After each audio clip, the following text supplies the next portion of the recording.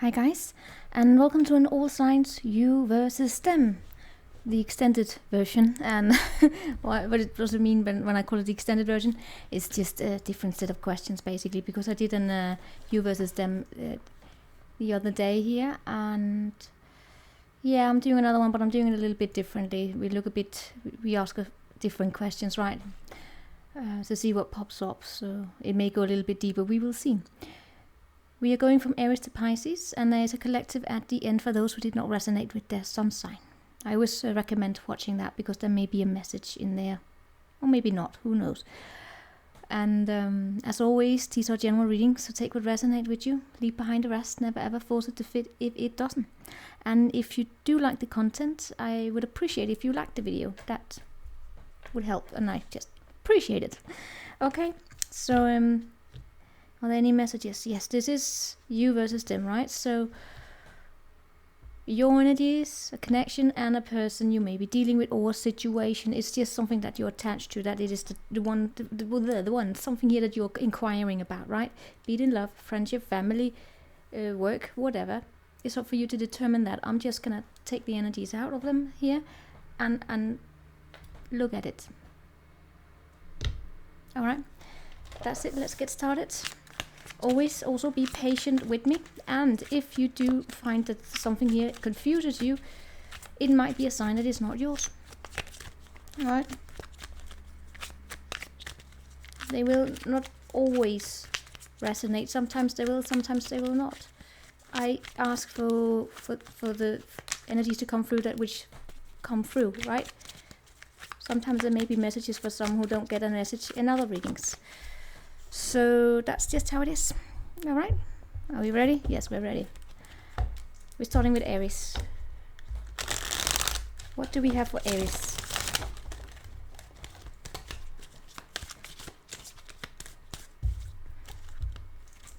What do we have for Aries?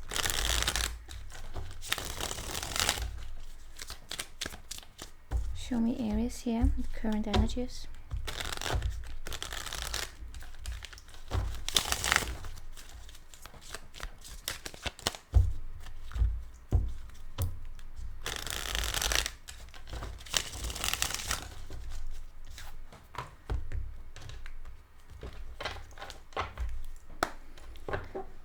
Aries, just gonna write you down here your number 2, or was it 245 or something like that? Yeah.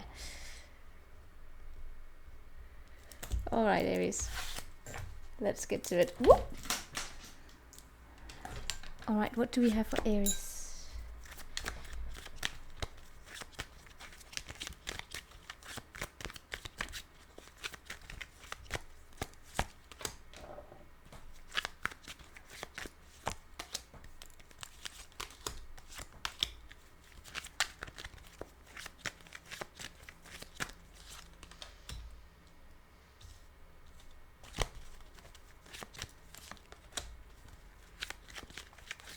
Aries, please reverse the roles if you need to, okay? Alright, so the energy in between the two of you is the King of Cups. Why do I get as though there's some sort of an intervention taking place here? Some of you could be, I wanted to say therapy, but probably not. We're going to look into it because we do have this King of Cups here, and that is a person. Alright? It's a person.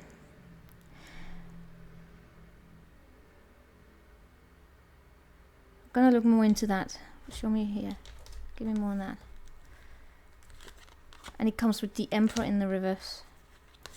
And 4 of Swords in the reverse. Okay, I feel as though there's a person here on your person's side.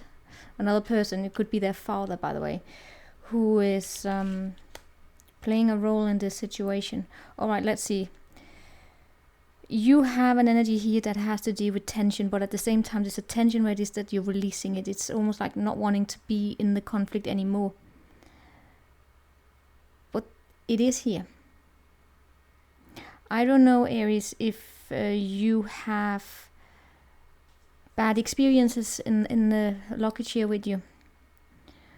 Oh, yeah, it seems a little bit like that. It may be that you have experienced something in the past that you may not have fully come to terms with. And that's affecting how you give of yourself to the situation, basically. It's affecting that.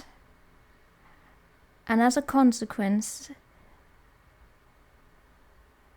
you might lose interest.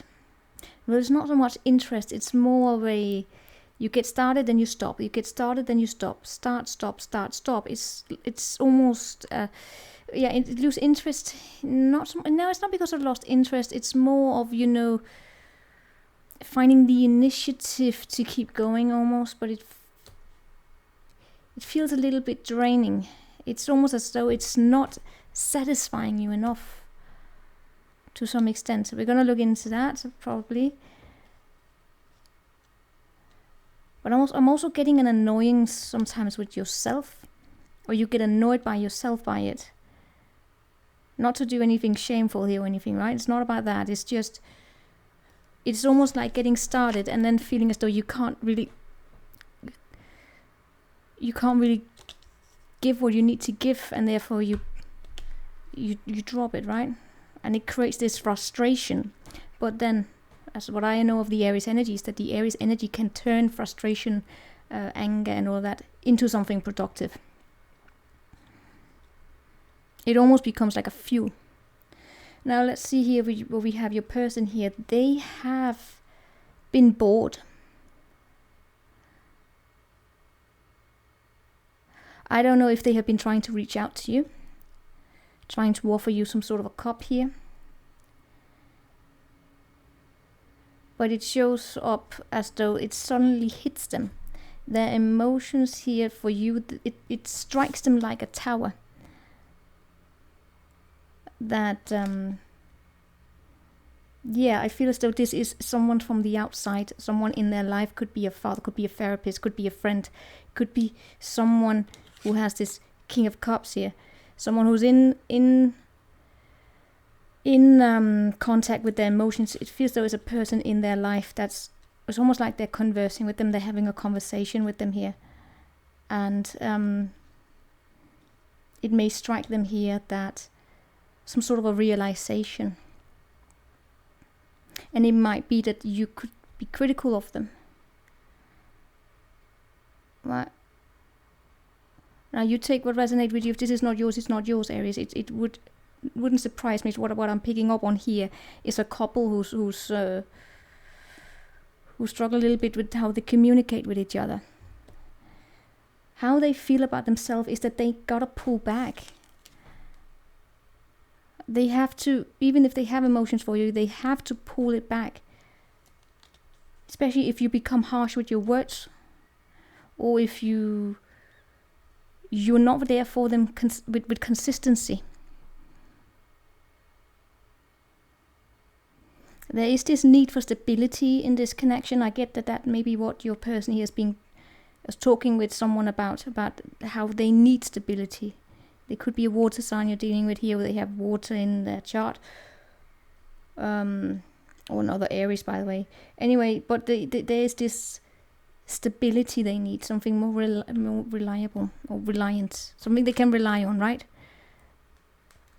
And I don't know if it's that they are trying to manifest the two of you coming together, but it feels as though they don't have what it takes.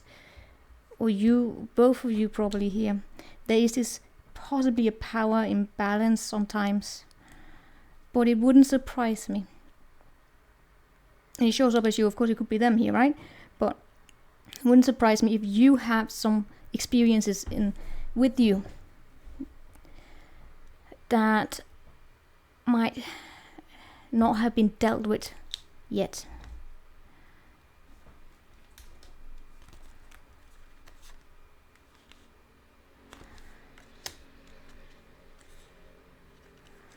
I'm not seeing this person giving up on you though. I'm not. But it is this almost like an understanding on their behalf of, let's keep a healthy balance here for themselves, to protect themselves as well. Aries, take what you need from this reading. If this is not yours, it is not yours. There could be other situations going on in your life. Yeah. For some of you Aries, you may feel as though you don't have anything to give, or it's just hear me out here. Is question yourself, or just maybe this is a question to you. Do you see your own worth? Right? What's going on here? There are some tension energy showing up here. I don't know if it's like seeking some sort of attention. No, it's not. You tell me what it is. I just see something here that affects this connection in a way where I see a friend of theirs stepping in here saying, you gotta look out for yourself as well. And if this is the roles are reversed, Aries, then the roles are reversed, okay? You take it as it resonates. But the person who's doing this, who's in and out, God, I have white here, right? They are frustrated themselves, let me say it like that. It's almost like being frustrated oneself that you can't deliver it. Why am I white here? Alright, I just am. It's a little white lightning there. Anyway, so what do we have for Taurus?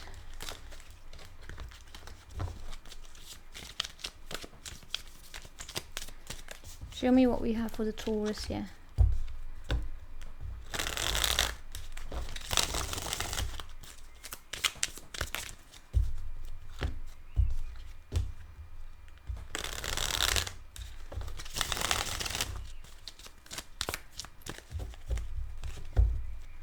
What do we have for Taurus? What do we have for Taurus? What do we have for Taurus? What do we have for Taurus? What do we have for the Taurus? What do we have for the Taurus? What do we have for the Taurus? What do we have for the Taurus?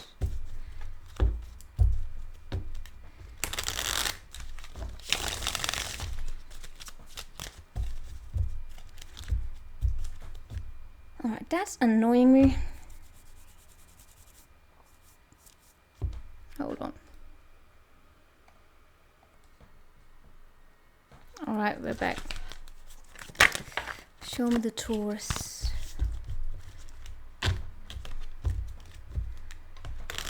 Taurus, Taurus, Taurus.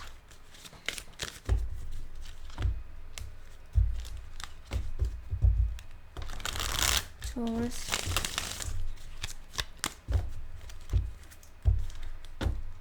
Taurus.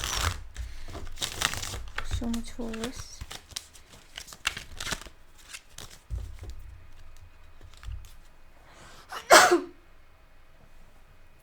Oh, that was charming. Perdona. Alright, Taurus.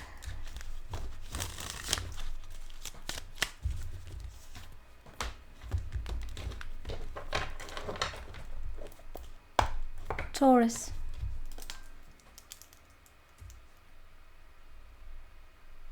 Alright. Let's get to here, Taurus. If you're wondering, yes, I changed my shirt. There was something white on it. Probably toothpaste.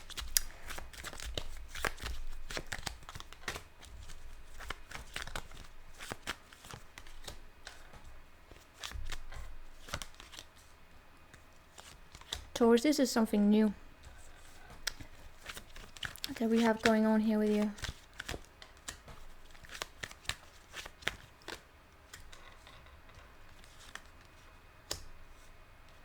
Alright, this is going to be interesting.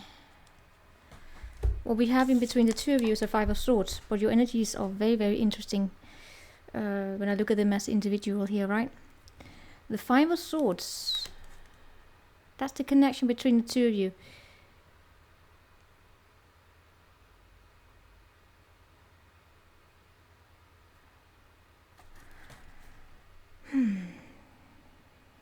this is a conflict. I feel as though there may be more people included in this situation, although it appears to be a very, very new thing that we have going on with you. Didn't you get four aces in the previous reading, and here we have 2 aces out of 3 for you?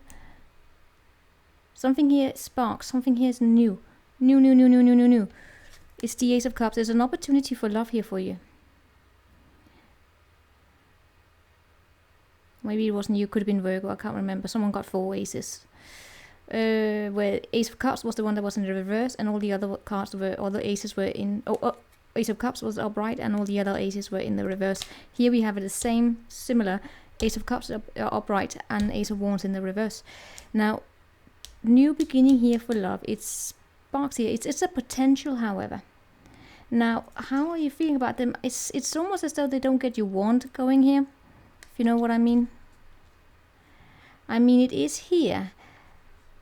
It's just the passion here, the motivation. There's a blockage here, and it appears to be on your side. Now, I'm going to look more into that, because when I look here how it is that you're feeling about yourself, we do have the 3 of Pentacles. Is it because there's some obligation that is coming in the way here?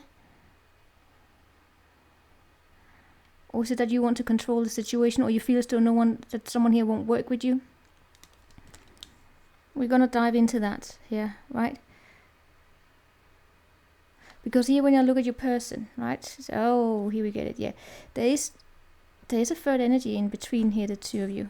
Third energy could be 4, 5, who knows, multiple people. They have this 3 of Wands in the reverse. It's like they're waiting in vain here for you.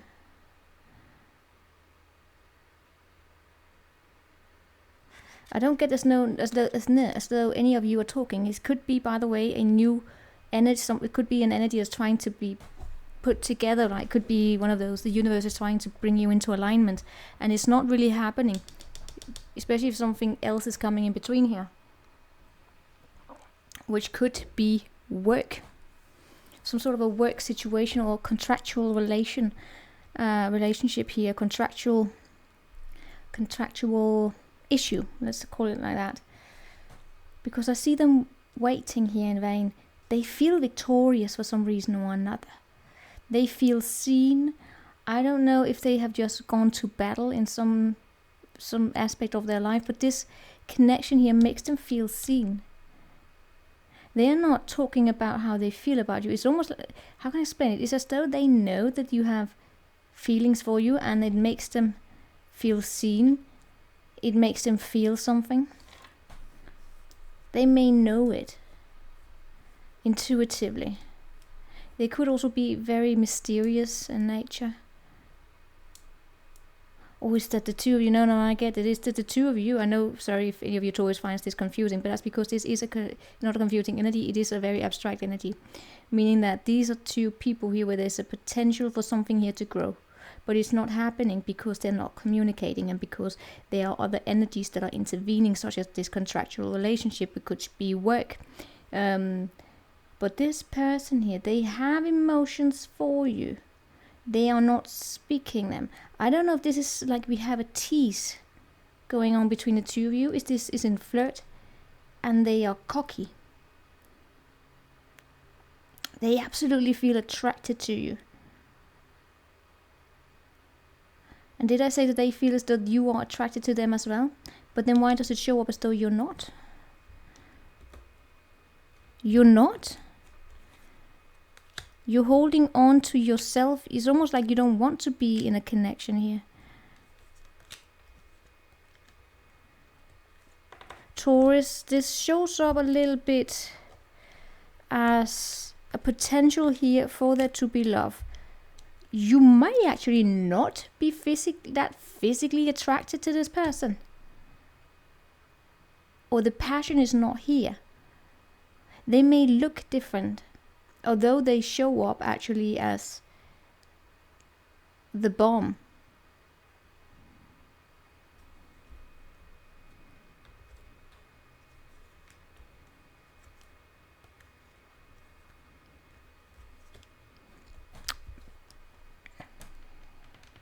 Are they challenging you? Is that it?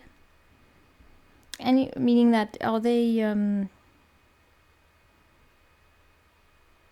It could actually be that they annoy you. They could have Aquarius in them, and it could be like pushing you away because of the way that they may be more not intellectual, not like that, but they may be more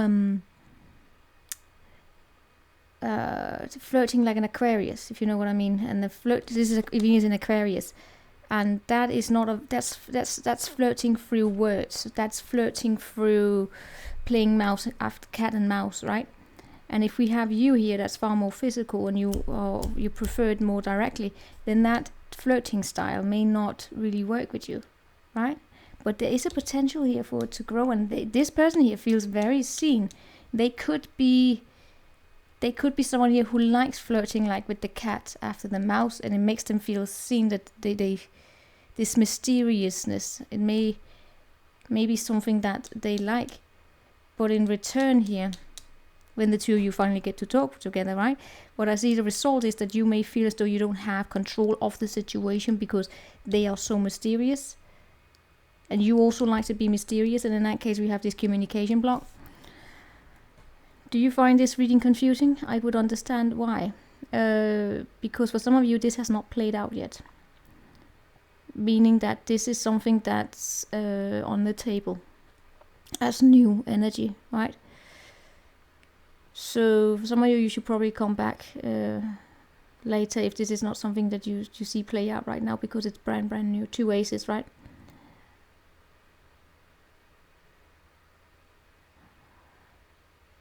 Yeah. That's what I get here. Really would not surprise me if someone here in this equation has a Venus in Aquarius. And you can look that up to see how what it's like to flirt with someone in Venus in Aquarius. It's not the easiest. Or they could have strong Aquarian in them. And they are very detached. And the third energies that are in between, I don't know if these are... Yeah. One of you, both of you, could have other suitors, right? Could have other suitors. It's swear to God, it's like I have 2 people that are like... Yeah, it's like a bull and a bullfighter, like they're circling each other. Seeing each other, looking at each other like who's going to make the first move, and I get as though they are annoying you,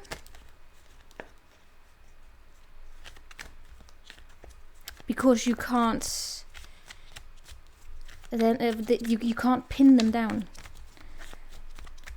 But it's probably one of those annoyances that could actually grow into something, you know, it's tension that turns into something more. So you may say, I'm not physically attracted to them because you can't access them like that. Well, you know what? Take what you want from that reading, okay, Taurus? So now we have this Gemini coming up. Let's talk about the Gemini. Show me the Gemini.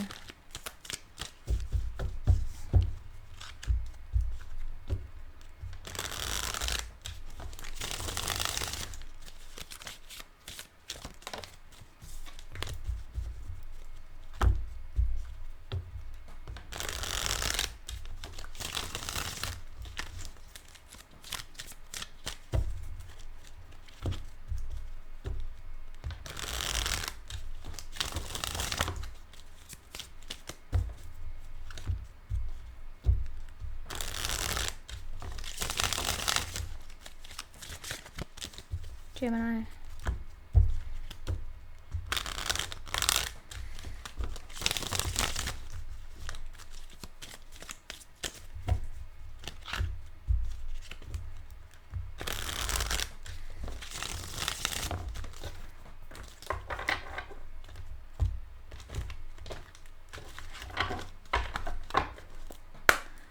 Gemini.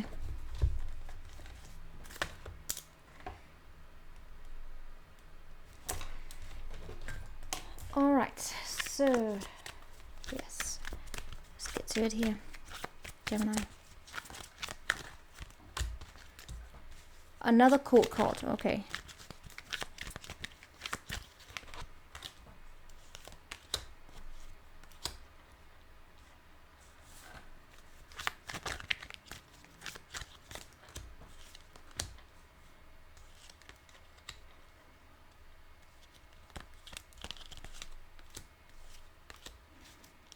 Alright, Gemini, this could be a situation where children are included. I'm just gonna say that.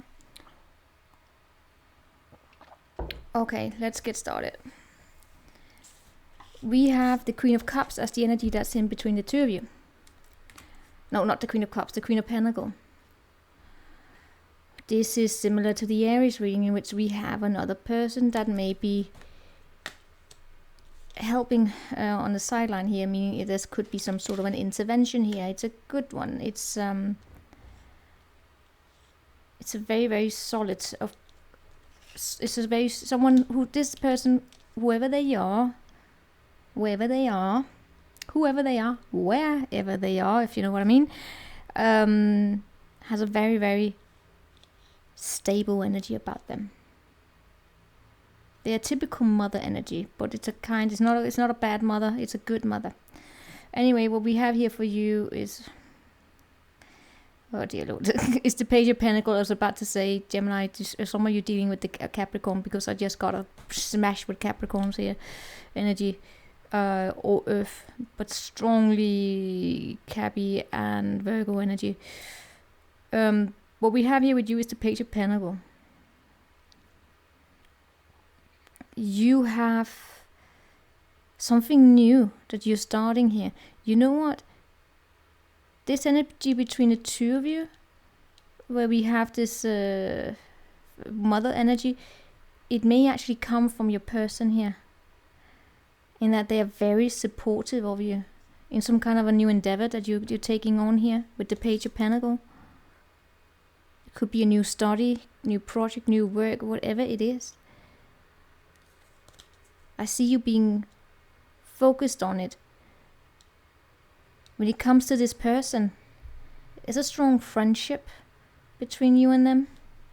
I see that. It's almost like you know this person. See, now I'm getting Taurus energy.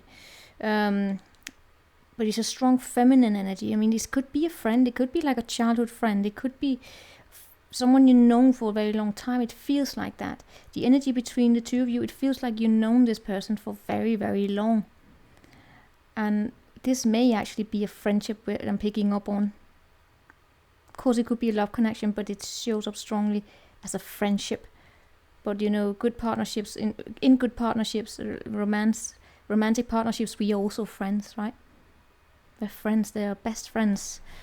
This is such a good friendship energy. Yeah, and the way you feel about yourself, why do I get as though you have this little conflicting energy here? Is it because of your communication style? Yeah, the two of you may communicate differently, no doubt about that. But when it comes to you, this person here, they really care.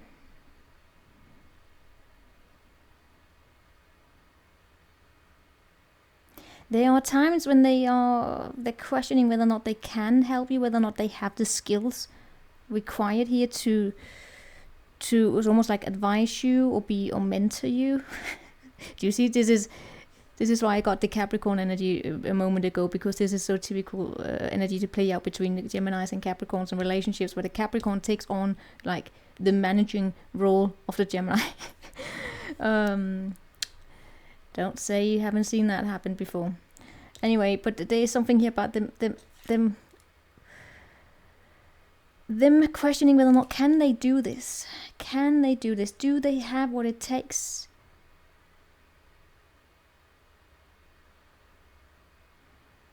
Do they? Or will it be, will it be a waste of time for them? But they really care. Their heart is in it with you. It's just something about this person here where they don't want it they don't want the help or what they give to you to happen in a way where it is that they break themselves, right? I know it's a hard thing to say, but what I mean by that is that they want to take care of themselves, because this person may have a tendency of investing a lot of themselves in the wrong place. So for them, even though they really care here, right? But they also got to look out for themselves, and that is what I see. This is a good friendship energy. It's one of those, I care about you, but I also got to look after myself. compassionate towards you, but I'm also got to be compassionate with myself and look after myself.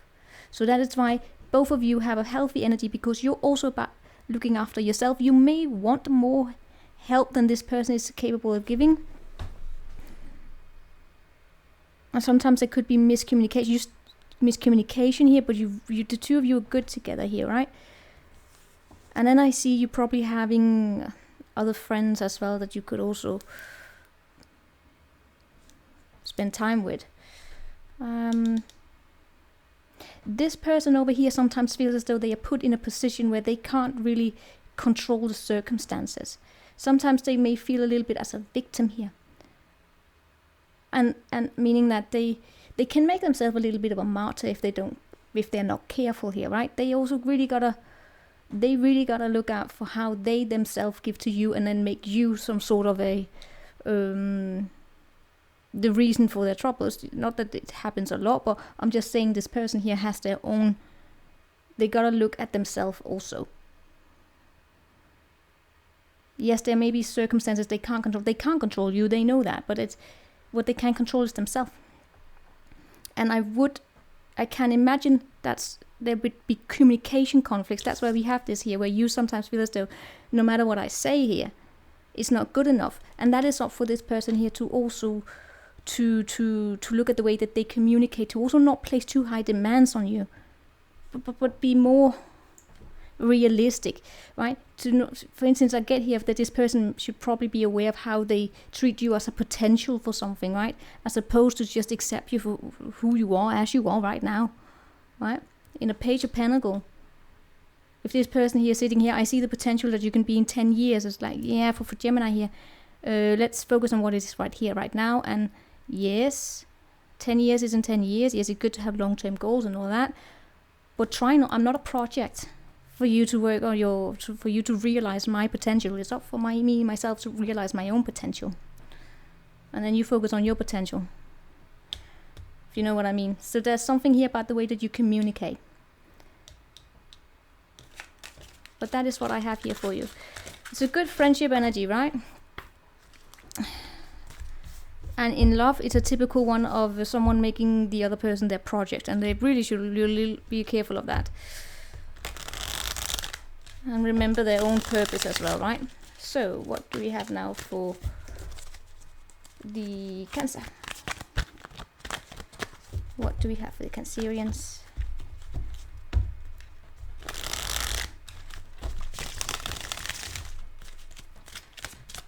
What do we have for the Cancerians?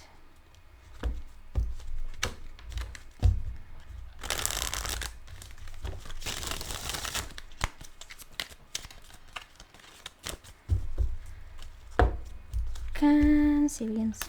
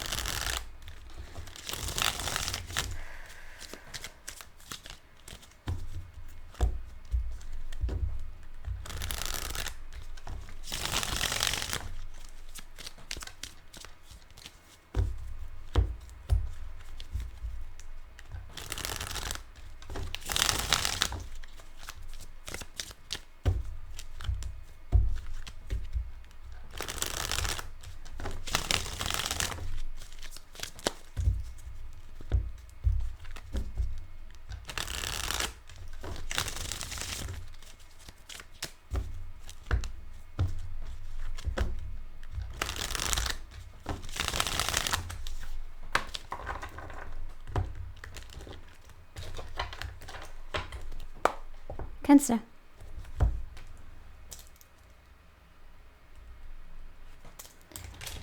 All right, Cancer, what do we have for you?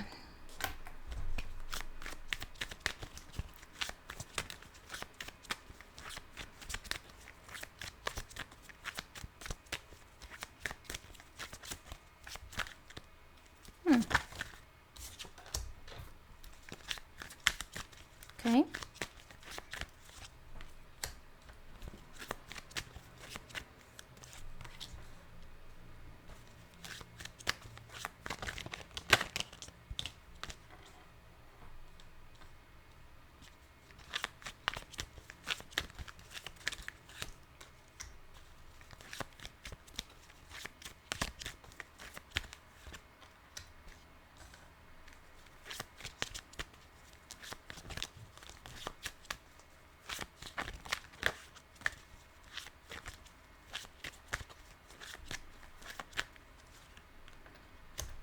All right. Are you sure? All right. Let's get to it. Okay.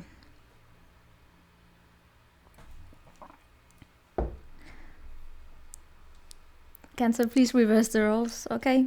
How? All right. Let's get to it. So we have the Three of Cups in the reverse as what's in between the two of you. I get strong misunderstandings here. I have got to be honest, and the energies that I get first and foremost is someone here misunderstanding friendship for something more. Shows a little bit up as you. Allow me to dive into it to see what we have here. We have the Fool in the reverse, which is with you, right? And then I look at your person here and they have the Four Pentacle. So this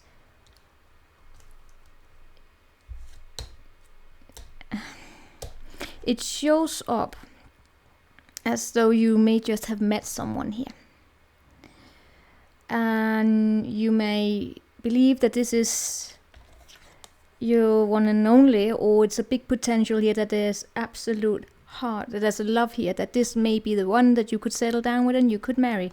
Right. Your person don't really feel the same in terms of how they see themselves as ready to settle down and commit. They are hopefully not already married or separated, meaning they're not yet divorced, right? But they definitely don't see themselves as ready to settle down and commit yet. They would probably like the benefits of being in a relationship, but they may not be ready to settle down and commit. That is the misunderstanding here. Be sure to check whether or not this person is in fact single, by the way. There is what we have with the Fool energy, which is a little bit of a suggestion here saying, are you seeing things for what they are? Do you see the red flags? Is it time for you to come out of this little pit here before you fall to the ground? Fall down here, but you come up here and get footing. Or jumping into something here because you may be searching for some sort of something here, right? This person here is not opening up. They are greedy with their time, they are greedy with their energies. As I said, they may enjoy the benefits of being in a relationship, but they may not be willing to participate as what is expected of them if they want the privileges, you know what I mean, right? The way you feel about them is, it's a little bit impatient. It's a little bit probably, yeah, I don't know if it's because you want to be in a relationship here. And you would just jump into it head first without seeing reality for what it is. It's a question to you, Cancer, right? Now, if these are not your energies, they're not your energies. Don't make them yours if they're not. And it's not about, painting a horror picture on the wall either. It's just a matter here of being realistic, having the conversation with this person, making sure that you're on the same page to begin with, and that what they tell you is the truth. That they are not giving you one of these bad excuses of, I don't know what I want right now. Can we just go with the flow? I'm not saying that you're going to, it's about you telling them that you're about to marry, but if you are in this energy that you see them and you say, yeah, I want to marry you, you should probably, I don't know, it's just a matter here, yeah, you should probably sit down here and question yourself, what is it that you want and why are you feeling this? What's going on here, right? So you don't impatiently jump into something here and then end up being extremely disappointed. Unless you're capable of dealing with the disappointment quickly and recuperate quickly, right?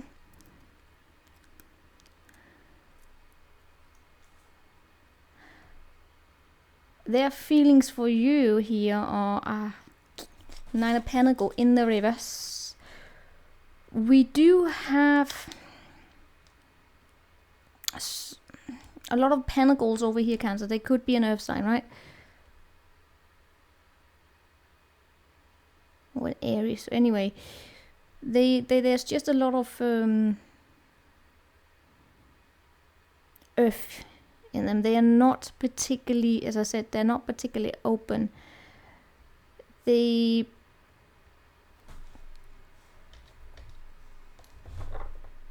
probably need some time here to come into more of a spiritual energy. As I see with you here, you have these two major arcanas over here, and an Ace of Wands is more significant to you than it is to this person.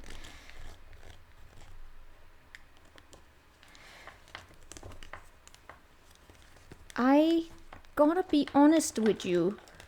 This person here, they don't quite know.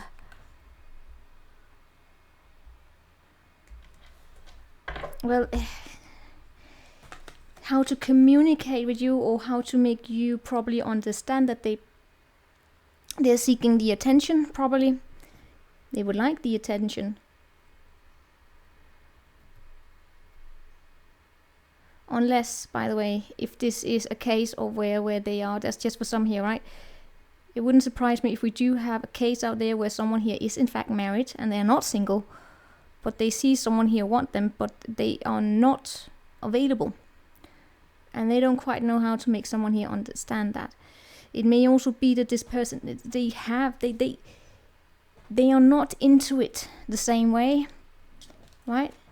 They may have they already made up their mind, they know what they want, and that may not be this here, and they may even be dating other people. That's why I'm saying be mindful that you have this conversation so you're on the same page and you don't, turn this into some sort of a fairy tale. It's not. It doesn't show up as though this is something that this person is keen on having here. And it wouldn't surprise me, Cancer, if you're not careful here, that you might fall into one of those situations where it is that you start making excuses for this person, that they don't know what they want, that they are confused, and you just have to hang on to them in case they find out what it is that they want. Maybe they're just not that into it. That's what I got there. It sucks though, because I see your energies here showing up as though this could potentially be something. It could turn out as something, and this person here is no. They may have other expectations, and if they are married, they are off territory. Absolutely. I get one here. If this person isn't married and they are not even separated, but they are married, they are committed, this person is absolutely off territory. They will not divorce. So, all right. What do we have here for the Leos?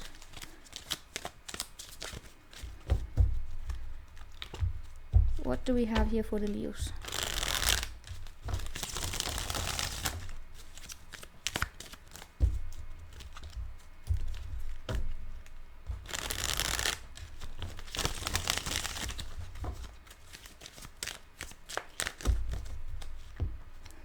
What do we have here for the Leos?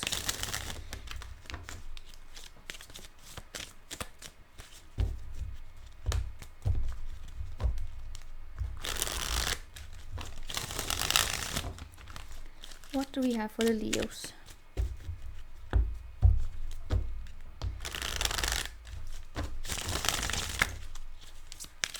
What do we have for the Leos out there?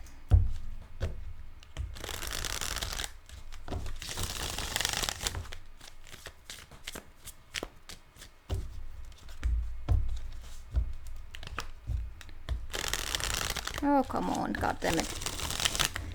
Leo.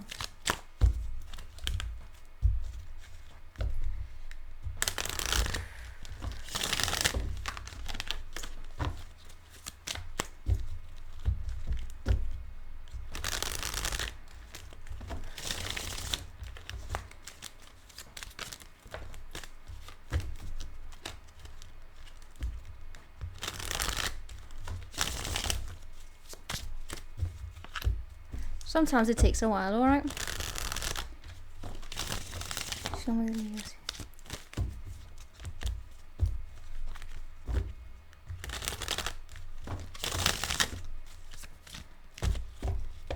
Alrighty.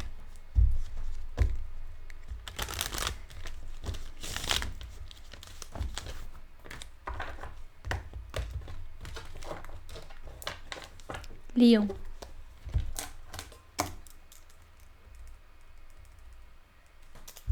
I think I shuffled for like minutes before reaching that. Alright, that was insane. Now, show me the Leo here. Show me energies in between. 7 of Wands.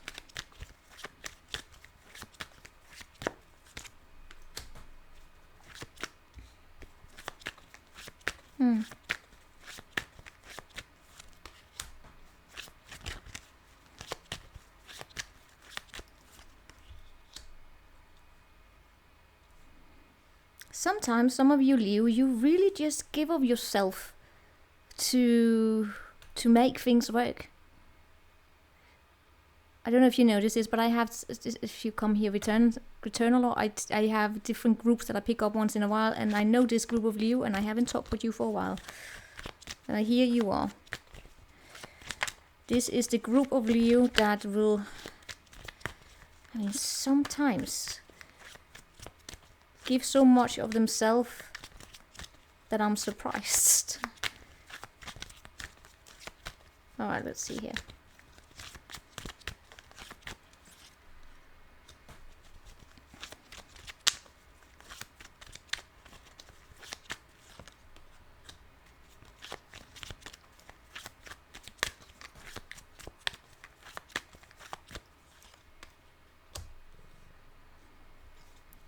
Alright, so you're dealing with this Emperor, right? So we do have the same energies as show up in that some of you are dealing with some sort of an Emperor figure.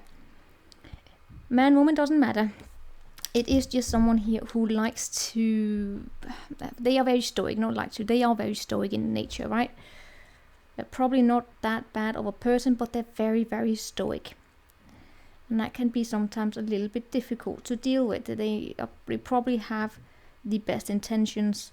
Some of you it's a father, for some of you it's a husband who is a very, very masculine, or not, it's a very stoic person, right? Masculine, yes, stoic. Anyway, what we have as the energy in between the two of you is the 7 of Wands. This is, I mean, look at it. What does it look like for you? It's standing your ground, first and foremost. It's also a very, very strong energy that is between the two of you. Meaning that when the two of you come together, when you unite, you're very strong together. When you choose to, you will fight for each other. You can be very strong together. Especially when they do show up as the Emperor upright and not in reverse.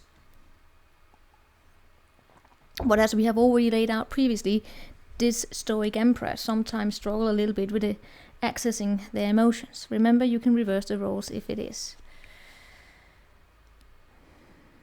And that might be because this person here has been raised in a way that is the way they're taught to be stoic.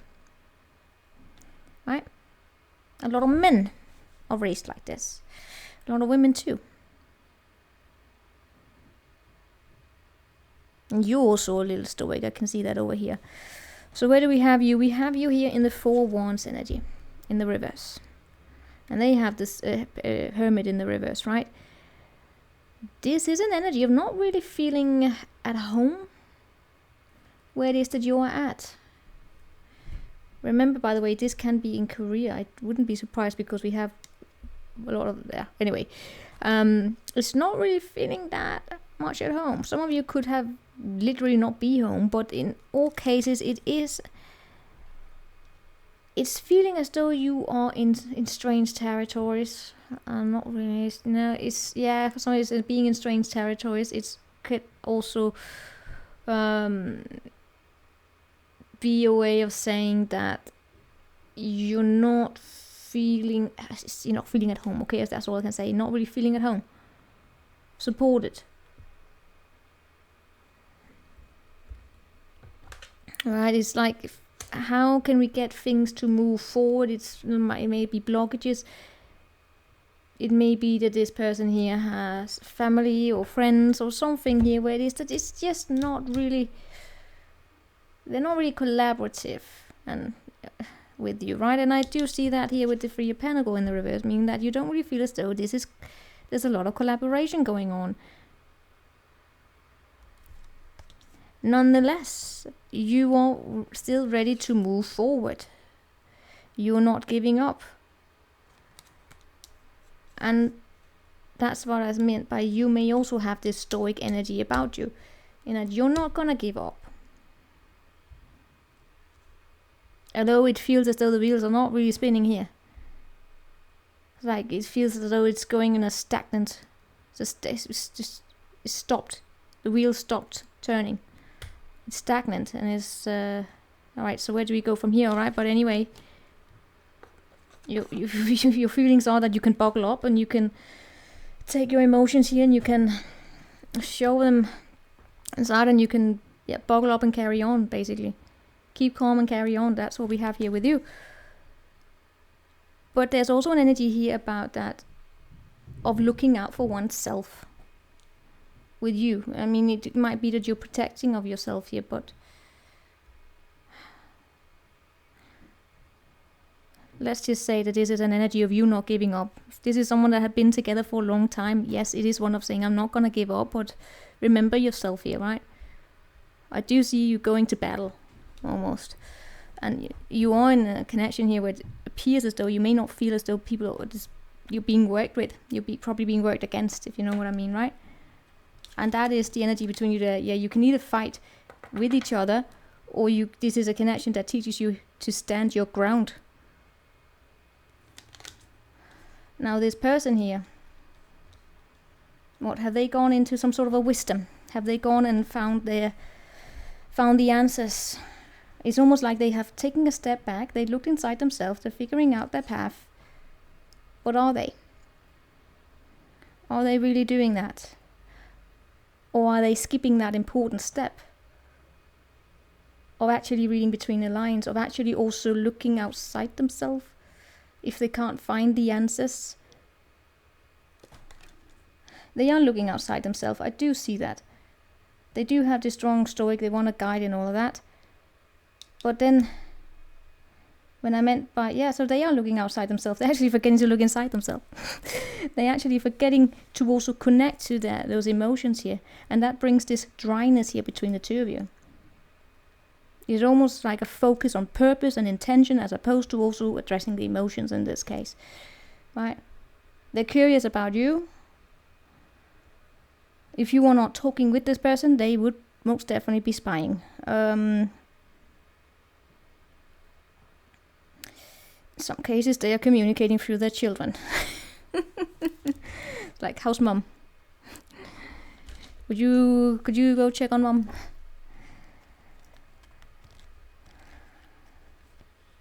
Yep, they wouldn't surprise me.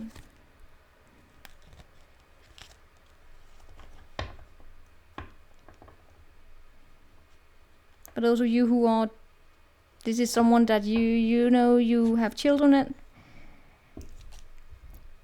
This person may be getting insights about you from your children.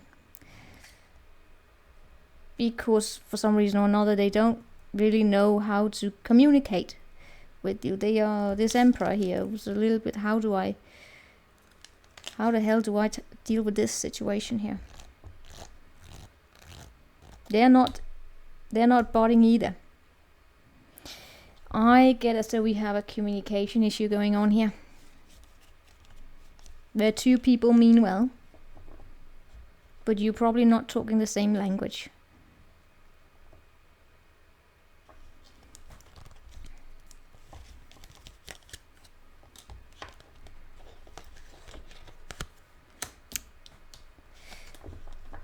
And for some of you, this is an argument that takes place about children, if you know what I mean.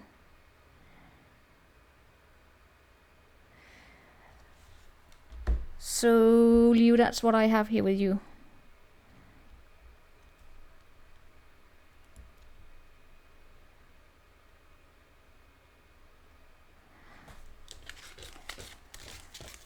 I hope you got anything from this reading here. And if it's not children, it's just this, yeah, children, new project, someone younger, creative project, you know, you place yourself, but it has this children energy, child energy.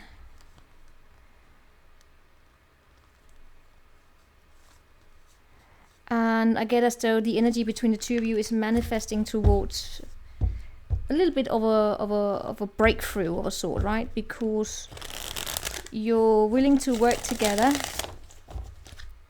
It's a communication block here. All right, hold on a minute. All right, so we are now moving on to Virgo. Virgo. What do we have for Virgo?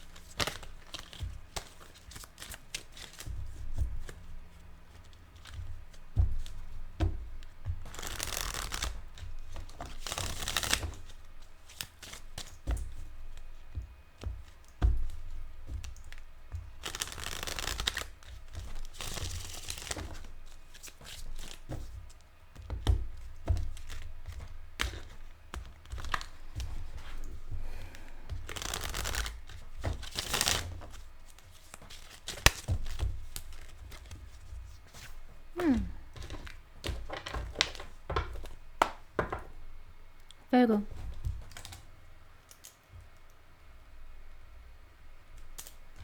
Probably stop taping while I shuffle. It takes up too many minutes and it will take longer to upload. So yeah, agreement. All right. So what do we have here for Virgo?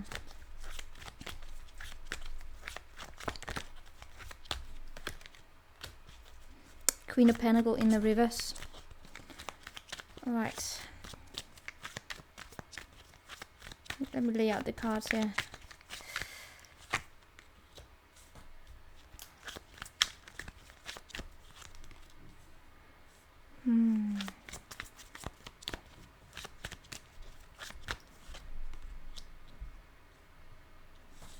Okay.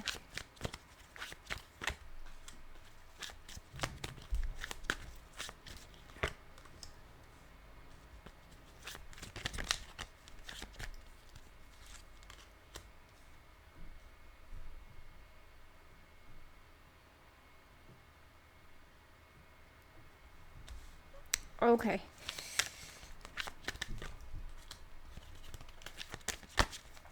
What the actual hell is going on here? Okay, this is the weirdest thing ever. Okay, Virgo. You will have to bear with me as I try to understand what is going on between the two of you. First, what I got here was being in a commitment because you have to, or because it looks good, or because status, money, family expectations, whatever. That's the first thing I got. But you are free to disagree here with me, and yeah, just let's get into it, okay? We have the Queen of Pentacles in the reverse that starts the entire thing off. This is almost like having a mother that tells her child here to stay and shut up. Stay, shut up. You don't have to be happy, you have to be safe. You have money and you have a big car and you have a big house and all that, then that's fine. Fuck emotions. It's almost that energy I got there.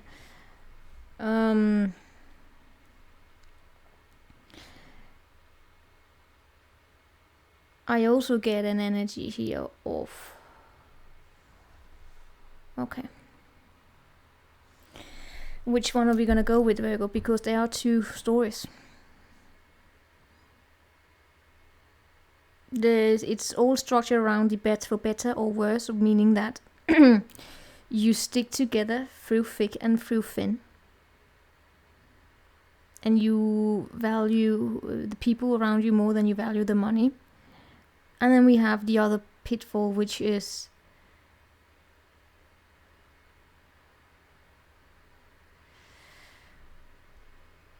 you know what I mean, right? Of being in a commitment and trying to make it look happy when it's not.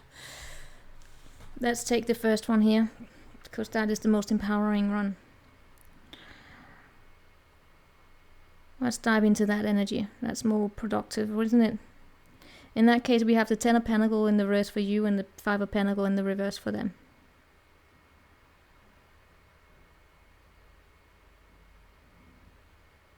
I see you suffering some sort of a major loss. And them coming out on the other hand, very, very stable. Or they're coming out of it. Right?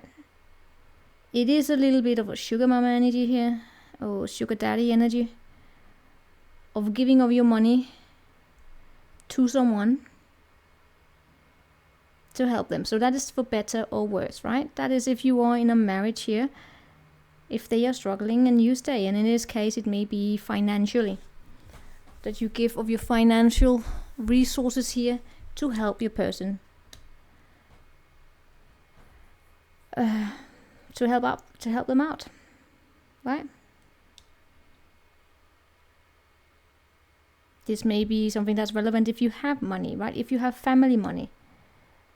For better or for worse.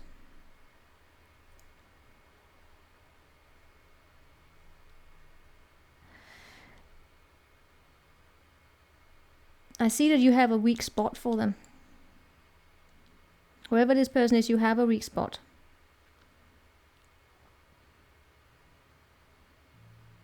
And they are holding on for you for dear life. I would imagine that they probably do if you have money. But as I said here, for better, it could be one of those, it's for better or for worse, right? Let's hope that this is not one of those situations where it is that you would be giving and giving and giving to try and keep. Of course, this could, by the way, also be a parent. That you're giving to a parent. You tell me, all I'm seeing is that I see you give. And give of your resources. And the only way for me to rationalize it is to say it's for better or for worse. But, yeah. This person here,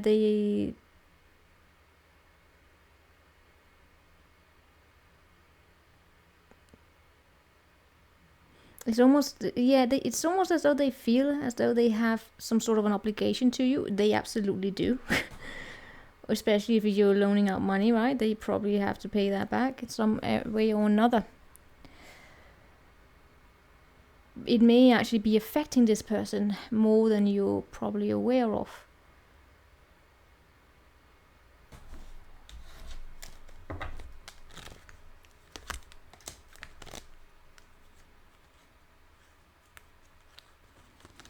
I hope you don't. I really hope that you're not dealing with someone here who's taking advantage of you. Let me say it like that. I hope that's not the case. That we are dealing here with a situation in which someone here sees that you're disappointed, and then they can get your resources. It's just an energy that's on the table here, right? You have shown up strong in other readings, Virgo. So pull on that energy you have. You definitely have it within them, in you here, right?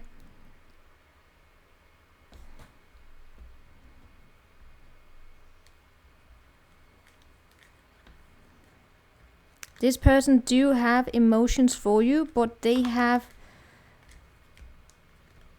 I mean, there's something going on in terms of their own material world that they probably should, yeah, I hope that they're working on it. Let's say it like that. I hope they're working on it and they're not going to be dependent on you forever. But you have a weak spot for them. So how are you feeling about yourself? You're feeling very happy, and so are they. So that's the way that the cookie crumbles. You're happy. There is this understanding that for better or for worse, that it's not the money that matter, it's the people that matter in our lives. That is the clarity that we have here from it. That's the strength. What matters the most is the people we choose to hang out with, right? And as long as this person here has it within them and they are willing to also work their way out of it, and this is a rough patch you're going through, and you are there for thick and through thin, for better or for worse, and they will eventually manage to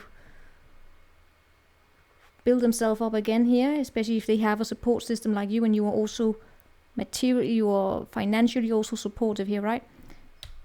That they will help, that will probably help this person get up on their foot again, right?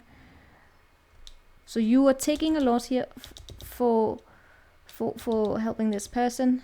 They know it, they feel the weight of it. If you're reminding this person again and again, probably ease on it a little bit here, right? Meaning that don't make them feel shameful in any way. It is coming to an end, some sort of a situation here, right? What is it that's coming to an end? It's probably also the debate about money, the debate about yeah, how important money is, right? You look happy, they look happy, and that is what matters. It is this epiphany that what really truly matters in life is the people that we hang out with. Meaning that what matters is how we connect on an emotional level. And it wouldn't surprise me that some of you told me that family have been an issue here. Meaning that we could have a situation going on in which we have family money. And what is family money? That is one person being born into a wealthy family and the other person's not. And that could create tension. But that's what I have here for you, Virgo. So we have now Libra.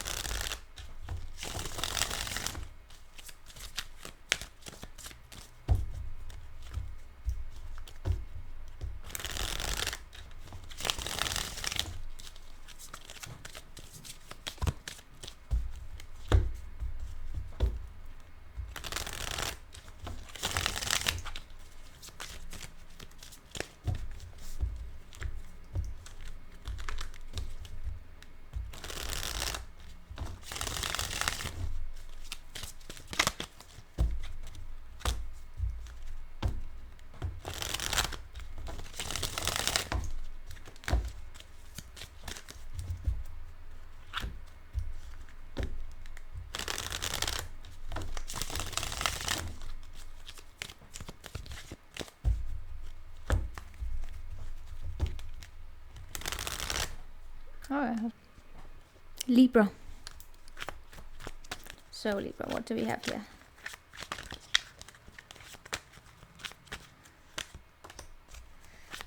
Okay.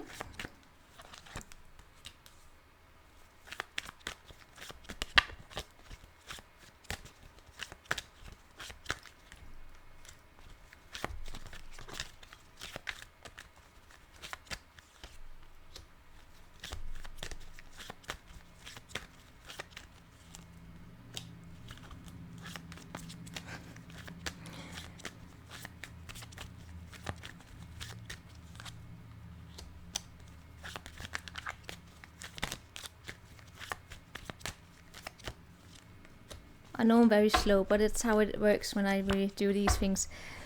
Alright, sweethearts, let's get started. This is such an interesting energy. Shows up as new, by the way.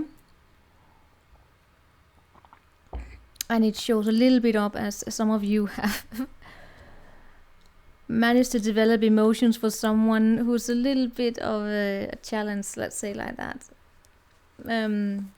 Be patient here with me, right? Where do we have you? You have you in the King of Wands in the reverse, and we have you in the Eight of Wands in the reverse. Libra, I'm just going to point out you can reverse the roles if you want, because the Libra I'm picking up on here is in a masculine energy. You can, of course, be a woman in the energy as well. But it is a masculine energy I'm picking up on as the Libra, so you reverse it, right? If you need to. Remember, gender does not matter. It's the masculine energy. Libra, you show up here as having fire within you. There's a lot of fire within you. Sagittarius in particular. Oh, also some Leo there. Yeah. What do I see here with you? I see you being a little bit frustrated. I don't know if we have... Yeah, I see that there's a distance. Could be a physical distance that's between the two of you. And you're frustrated. It's almost like being frustrated that you can't reach them. Being frustrated of the physical distance. For some of you, this is a holiday where you met someone, or you know that they just live far away or away from you, and they are at a distance and you can't reach them. Now, at the same time, I'm also getting here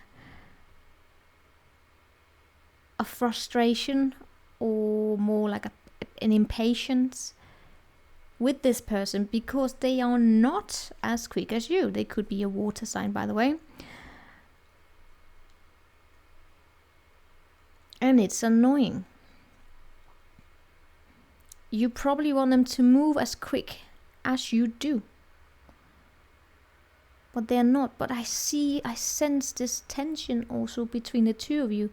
It could be like a physical tension, but it is it is in a way where your energies, when they meet, it sparks.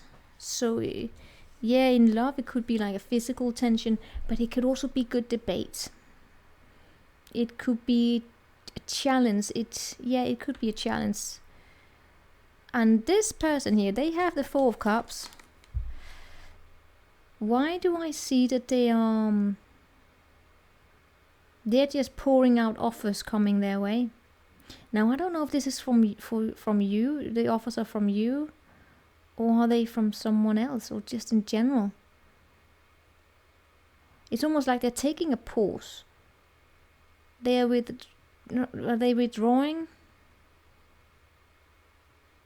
Yes and no.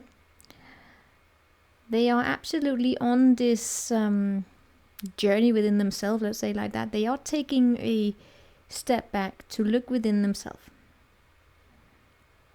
And in the meantime, they're not accepting any offers. And I get that may be what is frustrating you here.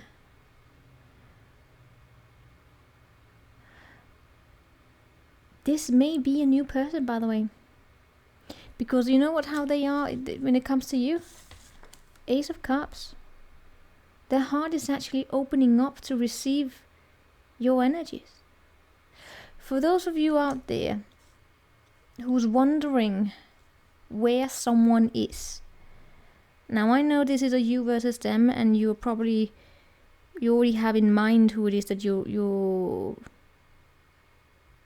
the other person, who that is, you probably already have a face. For those of you who are actually wondering where the person is.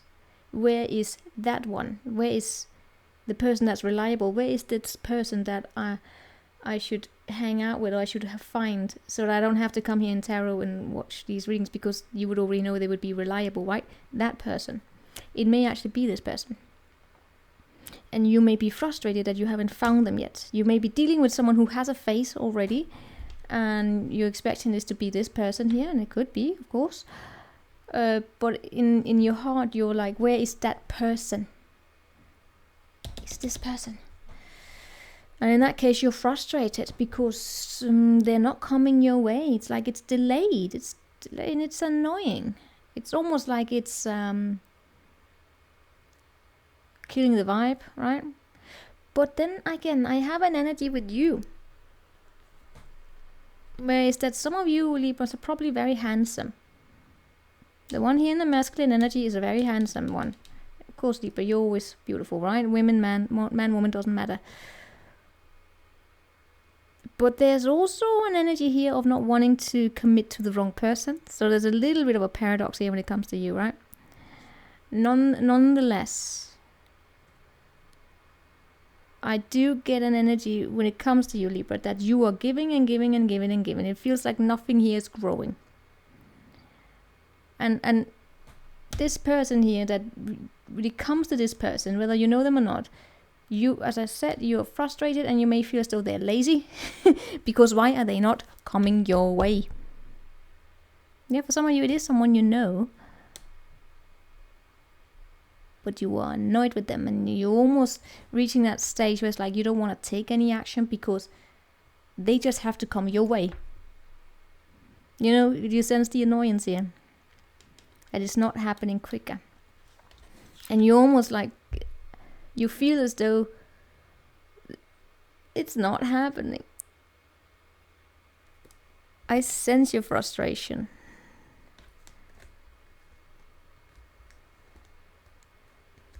When is this person coming? Well, for some of you it could be a child, right? Especially if you're pregnant. Well, there's a pregnancy, it's like, come on, get out here. There's this impatience in you. But this energy over here, their heart is opening up to receive it. To receive the vibes that you're sending out. They're getting it. And they are also probably connecting to you in it because their heart is open. The reason why they are in this Four Cups energy is to connect to their heart. So that it's, when it then comes your way, it's yours. There's not going to be anyone else, it's going to be yours.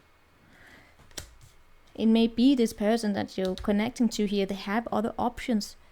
And those options need to kind of get out of the way so that when you meet, it's not going to be a competition, Libra. It's going to be, Libra, I want to date you. And I want to do it properly. How are they feeling about themselves? Slowly but surely coming out of their wisdom. Right now, in the moment here, right now, they are still saying no. So you probably wouldn't be able to contact them or reach them. But they are slowly but surely coming out of their little hermit cave, right?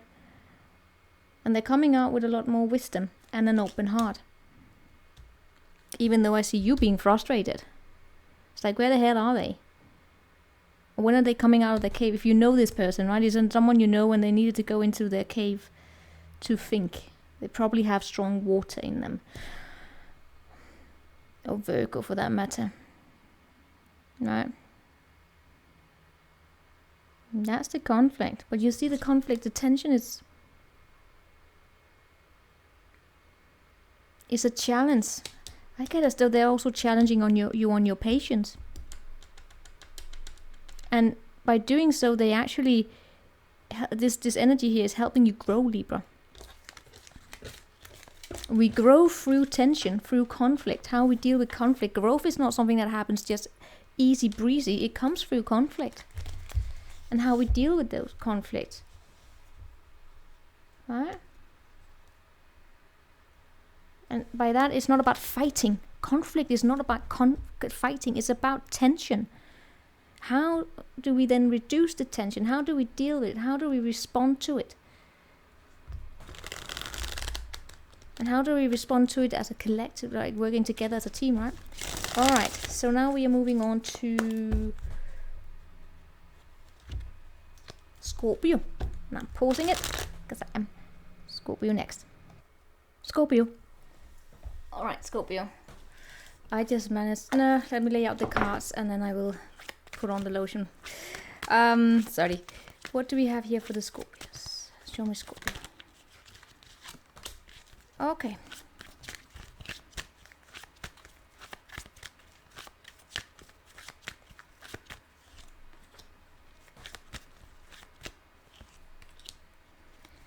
Okay.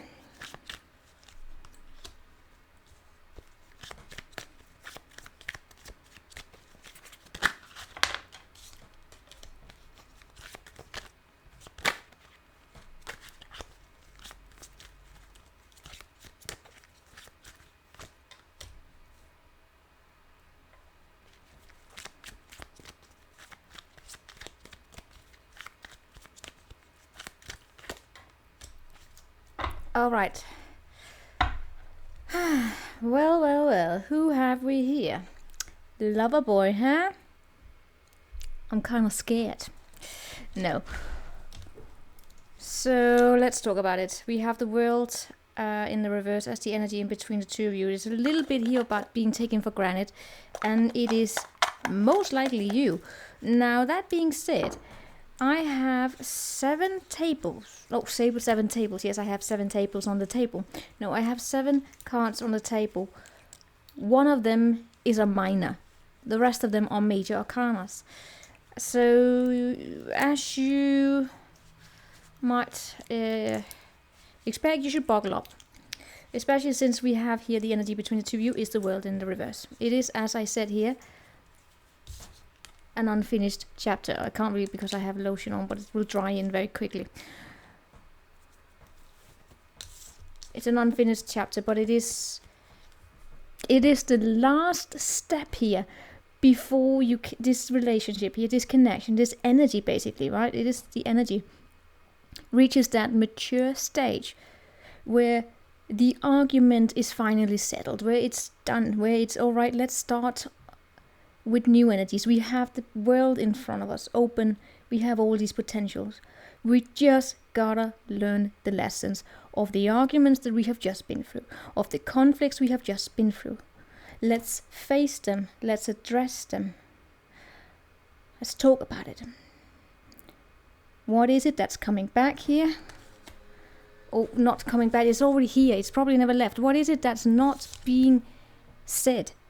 What is it that's restricting it? What are these blockages here? Let's face them. Let's deal with them. Let's find a solution to them. Before those solutions are found, this cannot move forward. And it definitely shows that up here with your person who has the Wheel of Fortune in the reverse. Are they not dealing that well with change, Scorpio? Are they the one who blocks it? We have you with the Tower. So what we have in common is that both the Wheel of Fortune and the Tower are outside influences that are affecting this, right? So this is a situation in which we have circumstances around you, the world around you. It may be that we have physical distance between the two of you. You could live in different parts of the world, of the country, whatever. Still, what then matters is how do you then find a solution to these challenges, right? How do you work together? How do you make this work? Now, with the Tower coming as the energy that's with you, this is like a shocking event for you, basically. This is like the way that you used to know things, the way you used to know the world is basically crashing down. Is it betrayal? Is it whatever? Is it whatever it is? Let's see what we have. I'm not really picking up on that. I'm just picking up on it being like a shock to the system. Do I get as though you're capable of dealing with it? Absolutely, because here was what I see with the way that you're feeling about them is that there's an energy here of you saying, you know what, I gotta pull my energies back here. I gotta control myself. I'm not gonna lash out of this. I'm gonna hold dignity and grace in this situation. I'm gonna behave myself. Because your person here, they may only want no strings attached. It may actually be that we have a situation here where you have been dating for a while here, right? And it suddenly strikes you that this person is not willing to give you the commitment you need. So how on earth are you going to have this stable and mature relationship if they're not willing to give you the relationship? The only thing that they're willing to give you is this no strings attached. Their emotions for you are, again, distance. You are at a distance. They probably find you very sexy and attractive and want to be naked with you. And you are like, you know what, you may want that, but I'm gonna not throw myself so quickly into those situations of giving of myself so freely that you have access to those privileges and not giving me any commitment in a return. Right? How are they feeling about you or about themselves? Because this is how they feel about you and how they see you. You are a star, you are a wish fulfillment, but they probably require this freedom right now.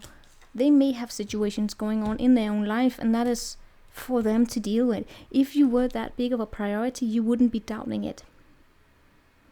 I know people like to make excuses for it, but here's the fact. If we really truly care about something, there's no such thing as bad timing. Well, bad timing could be that you're married and you're going through a divorce. Then yes, it's a bad timing. But if you really, really want each other, you still stick with each other patiently. Bad timing is often used as a poor excuse by people to hold you on a short or long list, so to give the privileges they want, to be and go with the flow, so have control of the situation. Bad timing is a bad excuse when it comes to these matters of the heart, right? Bad timing is like throwing, bad timing is throwing the ball before the person even seen that you've thrown it. Like, bad timing, mate. Probably, hey, are you ready to grab the ball? Hey, all right, then I'm ready, right? Time it a little bit. Bad timing in terms of relationships. Yeah, bad timing if someone here is married, then it's a bad timing, and then you depart, right? See, that's the thing. When there is bad timing, you depart. You don't force it to come back together here, right?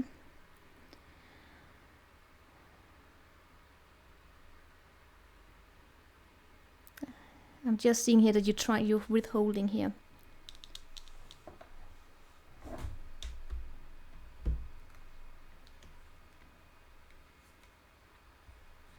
I do still see that you find yourself wondering whether or not this could grow. Your emotions are growing for them, right?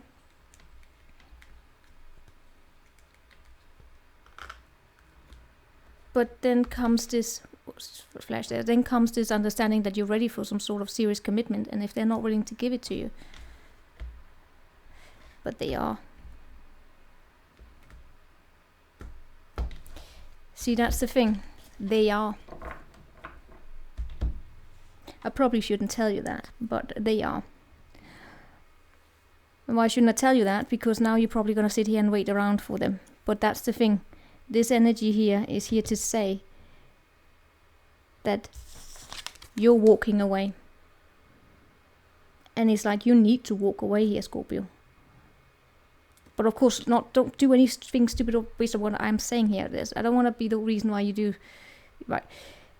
You do whatever you want, right? I'm just saying here this person shows up as, yes, they want to be in a stable commitment. But for some reason or another, it's like they gotta get it into their head. They gotta understand that it takes two to tango. Because I see them really wanting to have these privileges, but they are ready to give commitment. And that's because they do feel this bloody strong soul tie with you. They absolutely do. They feel so attracted to you.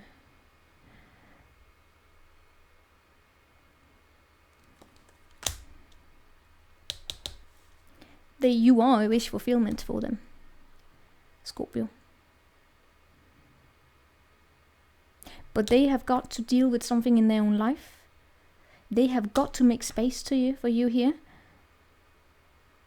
And I feel as though it's coming out here into light that they are like, but I can give you no strings attached or something like that, even though they could actually, if they wanted to, they would be able to give you a stable commitment. But it's just easier the other way because there are no commitments. And that is where you say, you know what, no.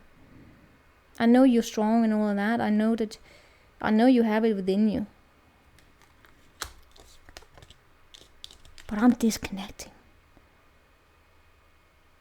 There's a limit as to how much you can give, right? And for others of you Scorpios, for those of you where this is not that serious, I'm getting like a little holiday, by the way. I'm getting an offer coming in regarding an holiday, getting out of the house here, taking a break, and reviving something here. There's a strong reconciliation energy here on the table. And that is especially true if there is literally a physical distance between the two of you. Right? This person has got to stop lying to themselves. Especially if they have some sort of an ex-wife or ex-husband here. Stop lying to themselves about something there.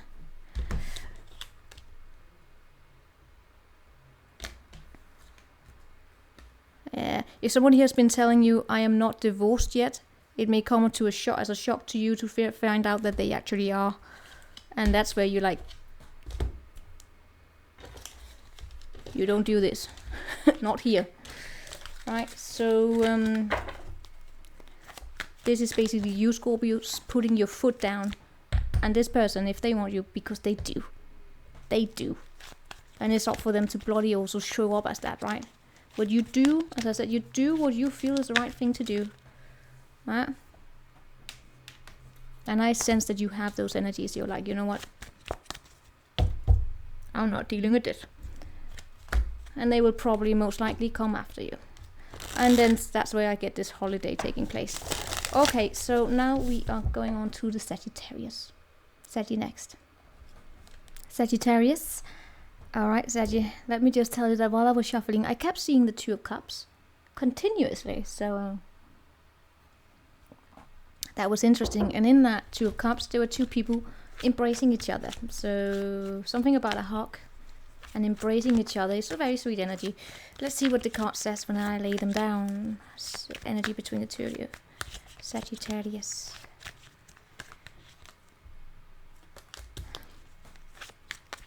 Alright.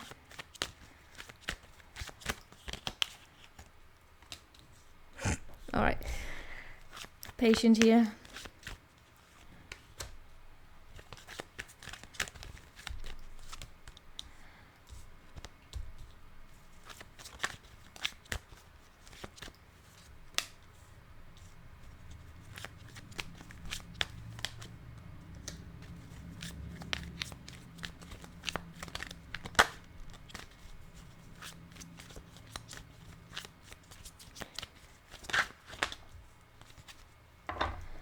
Oh, the two of you. Cats and mouse. Seriously. What the hell are you doing? Yes, what's he doing? I don't know. Jumping. So the energy between the two of you is the Ace of Cups. That's the heart singing, right? This is an opportunity for love, and it's the potential of there being an overflow of love and all of that. You heard the entire thing before with it, right? It's love. It's the opened heart. It's the opened heart. That's basically what I'm getting. Even though the two of you probably sometimes struggle a little bit with it, or you fight against it, it's the opened heart. This one here is what keeps this together. Let's say it like that. Because then I look at you, and then I look at you, and the whole world seems something. You heard that song? I can't even remember what it is. The song, I can't even remember the artist, I can't remember the name, I just remember this. And then I look at you, and the world is all right. Right, so Sergi, then I look at you. And I wonder if the world is all right, because are you a little bit, A, workaholic, B, impatient as well? No, the first thing I get here is not. It's not. Yeah, a little bit impatient, but when are you not? It's more of a an energy related to having particular boxes. And it has to be in those boxes, if you know what I mean. It has to be those boxes. Even though you like to break boxes, something here has to be in particular boxes. Otherwise it's not going to work. Whatever that means. You are, however, very transparent about it. Right? You are willing to look at things from all perspectives of something here, right? It has to be boxes. Some of you have this judicial, do you pronounce it like that? Judicial character about you, which is something you have when you, for instance, or when you work in law, if you're like a lawyers and judges, whatever, in different sorts of in fields of expertise where you work in boxes, even though you work creatively, if that makes sense. Meaning that lawyers are actually very creative people, but they gotta work in boxes.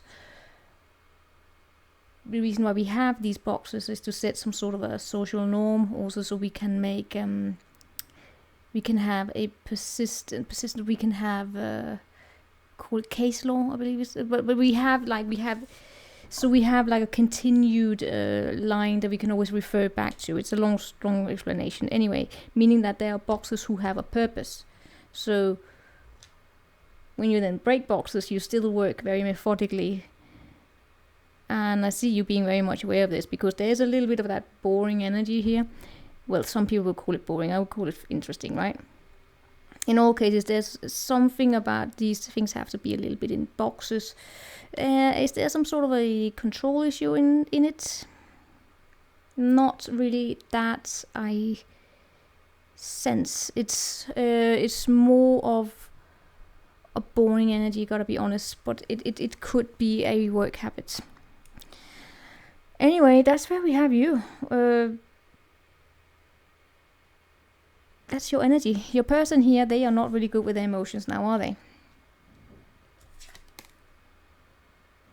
The King of Cups in the reverse. Now, if you have a person here who is prone to sometimes play with their emotions, I keep seeing these flashes sometimes on the computer. I don't know. If they are prone to doing that, they are not doing it deliberately, I gotta be honest with you. They are probably doing it because they sometimes suck at their own emotions. Because that's where we have them, in that they like to rationalize emotions. You like to argue. But then again, no, not if it intervenes with your boxes up here, right? Am I seriously picking up on a Sagittarius? I am, alright? It's just a very, very strict Saggy. Yeah, you could be strict. It's just you have your... You know when you want to argue, and you know when you don't want to waste your time. Does that make sense? It's just, these are the boxes. Come correct with me and fit into those boxes, and if you don't come correct, don't waste my time. That's where I get here with you. And this person is very much rationalizing their emotions. How the hell the two of you managed to have this here is beyond my comprehension, because I'm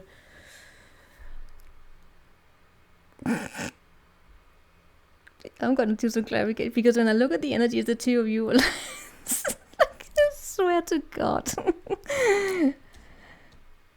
There's a cat and a mouse. But you're very similar, by the way. No, anyway, let's then, let's do some... Let's look over at your person's side here, right? It wouldn't surprise me that if I look at your person here, that they have someone in their midst. Father or a friend, a man, by the way. It's a man, Saggy, who... are not good with emotions themselves, who is like having this pickup artist, right? Giving this person here advice on terms of how to communicate with you, how to get at you, and they have to do it with the pickup artist way, right? But that's probably not the best way of coming at you here. Because if those pickup artist tricks here don't really fit into your box, you're like, No, not working. Get away. You know?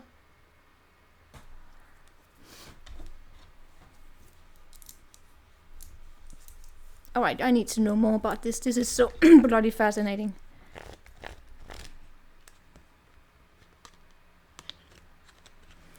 For those of you Saggies that have children, right? You're very protective of your children. You're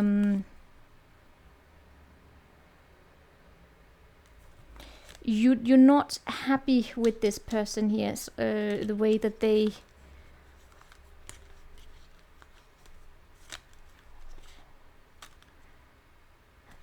bring something third into the mix, which could, by the way, be this pickup artist, or it could be a family member. It's just, alright, who's this third energy here? What is that third energy?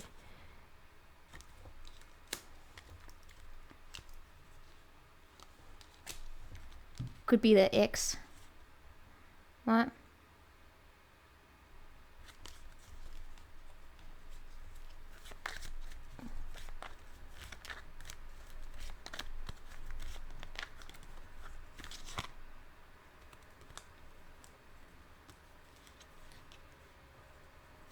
Yeah, I gotta be honest with you. For some of you, it could actually be their ex. If they have a good relationship with their ex, and you may not be that appreciative of it. Especially if they hug. And if you have some sort of a history here in ways where you experienced being cheated on, and therefore you don't like seeing that, because you may associate that with something differently, and that is then where you start to probably lash out at this person here, right? Because remember those boxes there? If they do this, then that.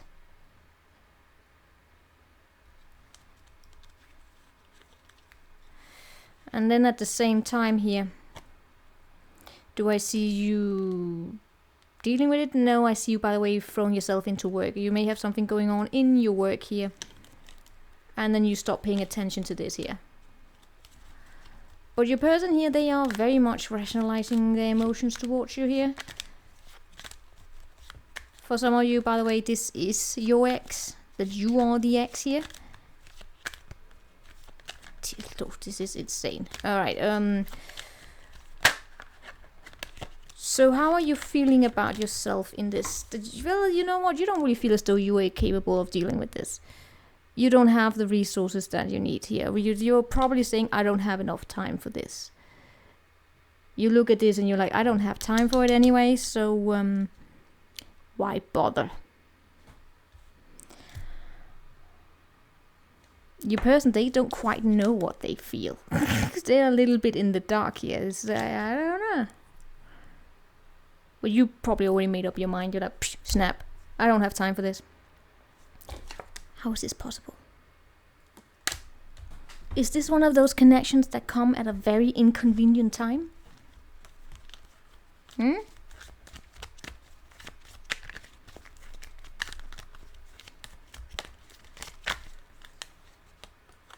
Oh, yes. Ooh, we have seen these connections happen on the big screen, haven't we? This is when Harry met Sally.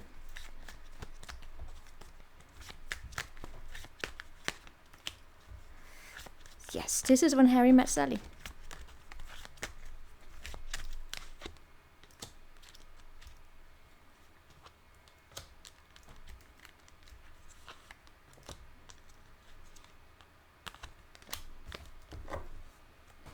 You are like, I don't have time for this. I clearly do not see this happening anyway. You're very transparent about it. There's no messy karma here. There's no nothing. It's very predictable here, right? The problem is, guys, and you know this. Problem is the Empress and the Sun and the Three of Swords here, right? For some of you, you could have children together, as I said, and this is an ex, and you, for some reason, keep coming together. if this is a new and is not this X story here, right? It is this how can I explain this? This person may have this warmth about them, despite them trying to hide it very, very much here, right? And they probably have some issues addressing their emotions. As I said, something about the pickup artist, but this connection here is, by the way, also affecting them in a way where they're probably going back here and working on some issues within, or they're being called out, basically, to reassess, not so much reassess, to come to peace, come to terms with something that's been going on within themselves in regards to their own knowledge of their own emotions, of them speaking their emotions, of them being emotionally unavailable. If they have been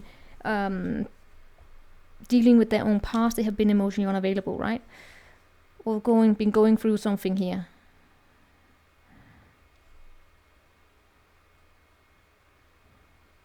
And this connection here is also, it's teaching them something about themselves.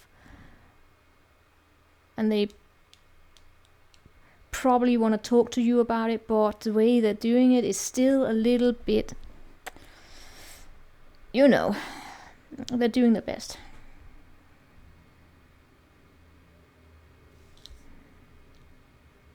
Especially if it has something to do with that X here, right? But you know, you see the love here. And they are, by the way, also ready to go into battle mode with you. Why do I get this fiery energy in terms of the arguments? It's some way of communicating. It brings passion or whatever. But almost like it has to have this explosion. Like, really, really argue. And then, good. I don't know about that, but I'm just saying it.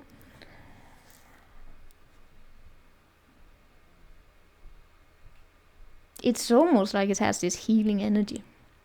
For you, by the way. It's for you. Because this person doesn't take anything to them. It's almost like you can, if you had a very bad day and you're so angry or whatever happened at work or whatever, frustrations somewhere else, you can scream at this person and they're just gonna sit there very stoically. It's like, doesn't bother me. They don't take it personally.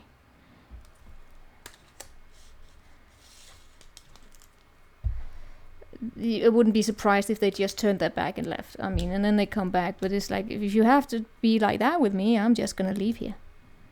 And you sit there, what the fuck is wrong with you? Why can't you just take my insults? And they're like, because I don't give a shit. They are a little confused about their emotions towards you. And you feel as though you don't have time for this. And in the meantime, the emotions between the two of you are growing. So, okay. This is when Harry met Sally, okay?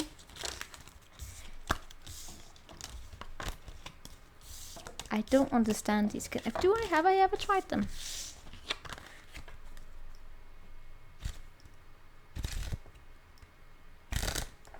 I really have to think back here. A long way back. Alright, I will probably remember that somewhere down the line. Haven't I not? Yes, I have. So, that's a long time ago. Now we're going on to Cabby. Capricorn. Alright, Cabby. What do we have for you here? First and foremost, we have iced coffee. Because it is the most important fuel of all of this. No. What do we have for the Capricorn here?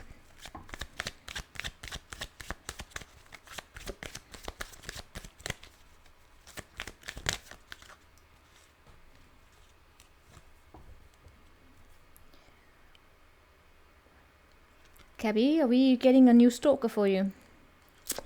The King of Wands. I remember the King of Wands from your yearly reading. Well, alright, let's see, what do we have here for Cabby? Nine of Wands. Alright, let's see. Do we have Cabby here?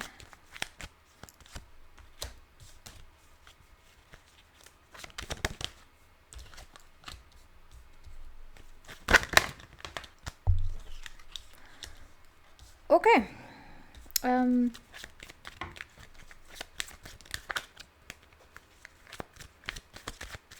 Why do I guess though this person, it's like they're sneaking away. They're like, I don't want to talk. It's like, you're going to. Yeah, they don't want to talk. It's like, you're going to. I am gonna pull it out the best I can. Let's see here.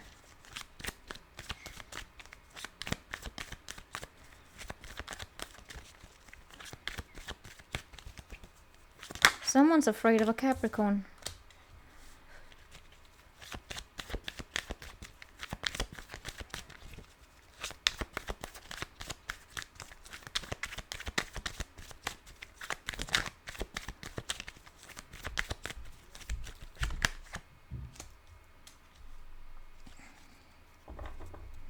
Alright, so we have the connection between the two of you. That's the Nine of Wands.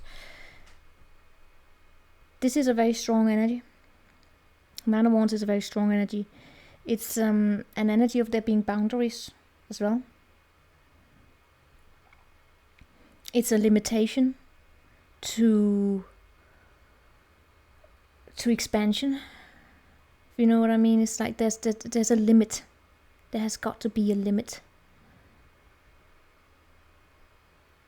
Is it Saturn in Sagittarius? I don't quite know, but there is this limit to the expansion. It is saying no before the last drop falls and it becomes too heavy of a burden. It's also being vulnerable with each other and standing by each other, even though someone here struggles a little bit with being vulnerable, wanting to open up, wanting to let those guards down and let someone in. But we stand together, right? This is the team. And notice how in this Nine of Wands we have someone here standing with this person. They are not alone. The Nine of Wands is not alone. They may appear to be alone in the regular deck, right? This is the After Tarot. But he's never alone. All of these Nine of Wands represent the collective. So that in a way it's also about intimacy. But it's also an energy here about learning. It's the growth, but then again, it's the growth, the expansion here. But then again, as I said, it's the limit to that expansion, so you don't drain yourself, burn yourself out. Wow. Then we come to you having the Justice in the reverse. That's not a good energy here. We do, how many major arcanas do we have? We have 4.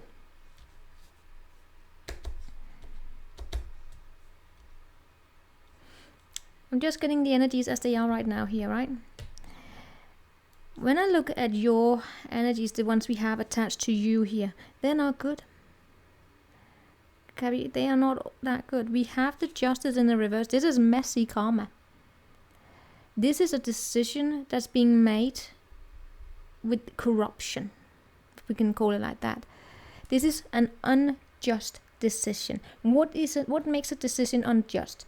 Now, it's not that it's not a matter of it not going in your favor, because the justice can be in the upright and the situation can still not go in your favor, but it is the right decision as long as there is transparency. When there is transparency, when both sides have communicated, when both sides have talked, when there have been honesty, when there have been transparency, then there's no messy karma, because you can always go back and you have this clarity, you have a closure. Right? The closure here. When there's not transparency, we have corruption. This is lies being told. This is underhanded deals. This is breaking up with someone and saying there are no one else, and then there's been someone the entire time. I'm not saying that that's what's happening here. But when I look at your person, right, and you see here, this is someone here who runs away without wanting to answer any questions. This is an avoidance. This is avoiding having to face the consequences of what you did.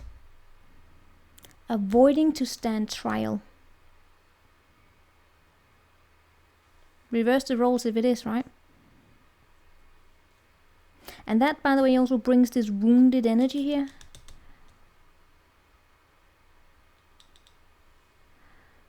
But karma comes back. What you give out, you will receive in return.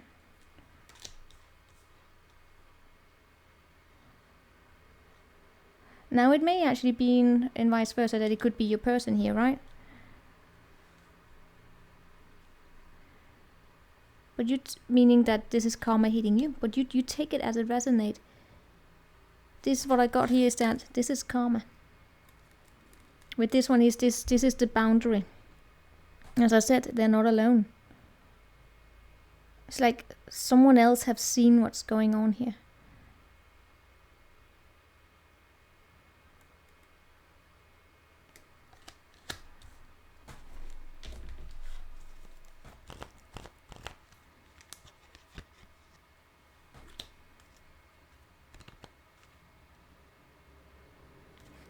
It's almost like some message is coming your way.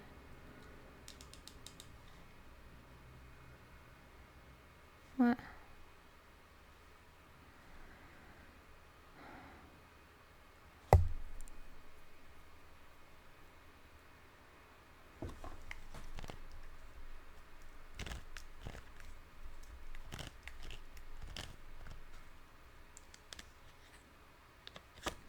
Cabby, I also get as though you finding passion here within yourself to kind of get on the horse here again and stand on your own 2 feet here. Some of you are moving. Some of you could be moving homes. There could be a moving of homes here.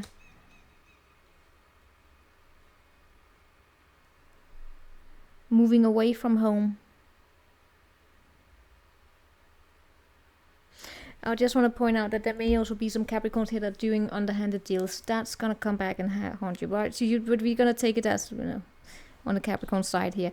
Anyway, the way that I see the way that you have it with them here is that there's happiness, but there's not happiness. No, I mean,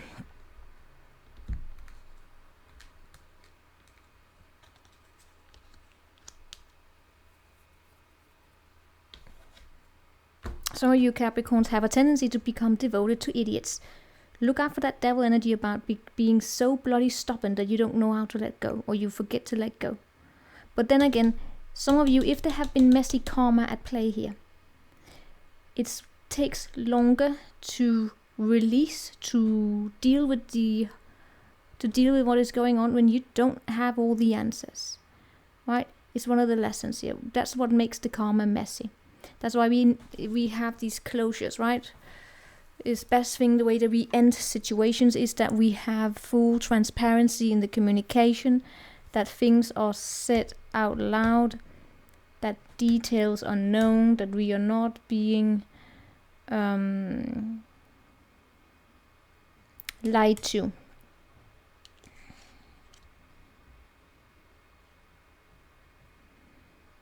I see you finding happiness here with them, but it's not a happiness that comes from the bottom of the heart. It's almost like there's a little bit of a child wound here. Of staying, basically. Now this person has a tendency to run away from their responsibilities, right?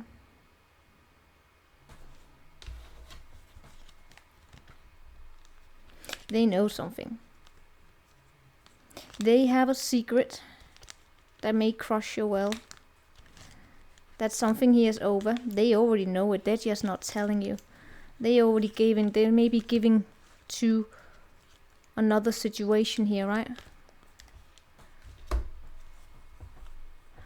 I bloody hell hope this is... Yeah, it's a bit sad. For some Capricorns here, this is an old energy, right? But there may be some Capricorns that are going through this right now, where someone here knows, which would be your person here, that they know that they have a secret. They know it. they know that they're going to disappoint you. They know it. They know that they are building something up on a false foundation. They know that this is over. They know it's not going to go anywhere. But they are keeping the knowledge for themselves. And they are manifesting, still giving to you.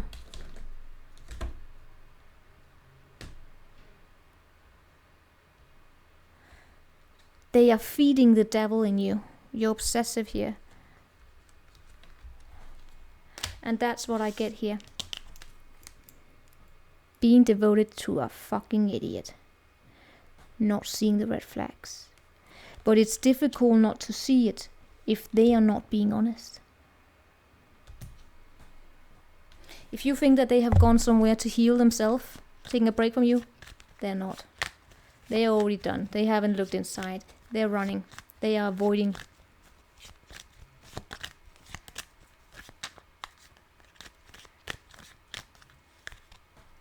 They are juggling.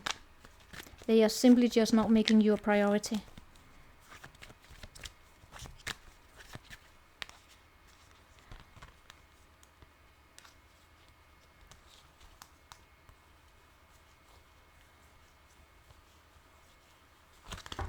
It's almost like they made the decision to go back to someone they already know from their past. But that's what I get here. You're not alone. This is being seen. There are people here with you.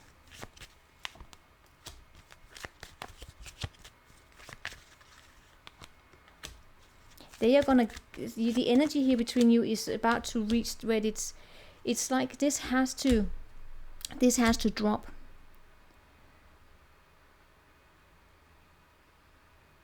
This has to drop. There's a sweetheart nature energy here, but I'm getting that a child is being hurt in the process, be it your inner child or another or a child, right? Anyway, the way that they are feeling about themselves is that they are seeing themselves as very methodical. They feel a strong soul tie here to you. I don't get this person. Their heart is opened to you. What I don't get about this person is that they really they have emotions for you. But they are treating you like shit.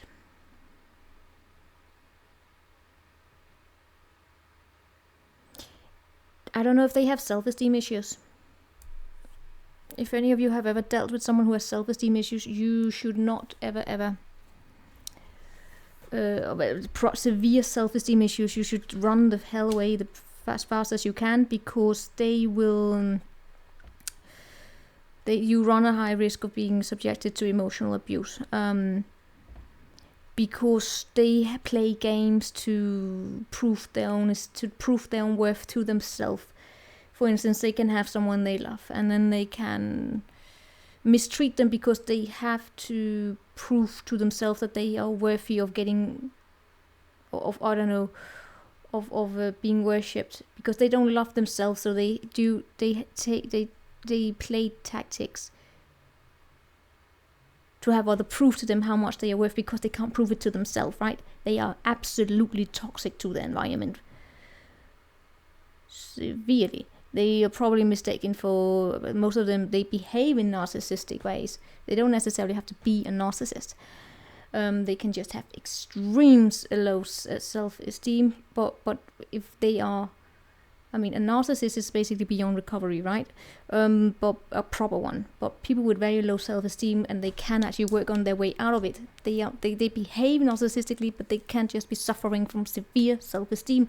But if they are willing to work on it, they can actually come out on the other side and be normal people. A proper narcissist, a proper one, forget it. But this case is still the same in that it's not your responsibility to save them. Absolutely not. It has to come from within. And this person here, the way that they are feeling about you is that they are working very methodically. They do feel a strong soul tie here with you.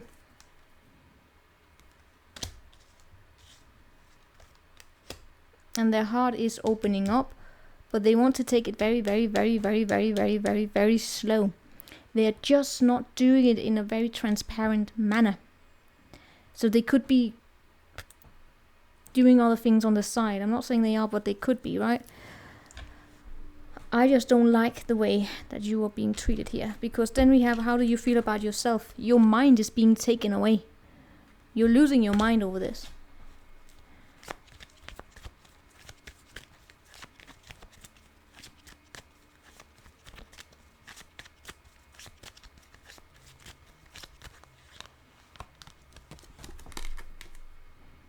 And walking away. Right. It's almost as though they come back your way just as you're about to leave. They come. What's wrong with this person? They are emotionally unavailable. They can't control themselves. They have family issues. Get the hell away from them. Personal opinion, of course. I'm just not liking this. You're not being... You're not alone in this. It's being seen.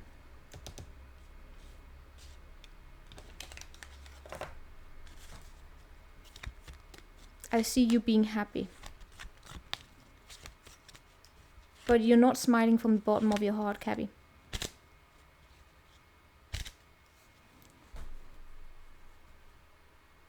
This is going to haunt this person. If it's not haunting them, because they know it. At least they have a consciousness. At least they have a consciousness. But are they willing to face up to it? No, they are still avoidant. They're that weak.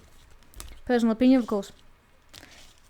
It's just, I don't understand how you treat people you claim to care about in this way. I think it's mean. I think it's absolutely mean. And yes, they may have a consciousness, but what does it... What, if you can't have the fucking balls to then show up and then fix the situation, and you're left with this mess here. Because you are in the mess. You're not smiling from the bottom of your heart. You may be smiling.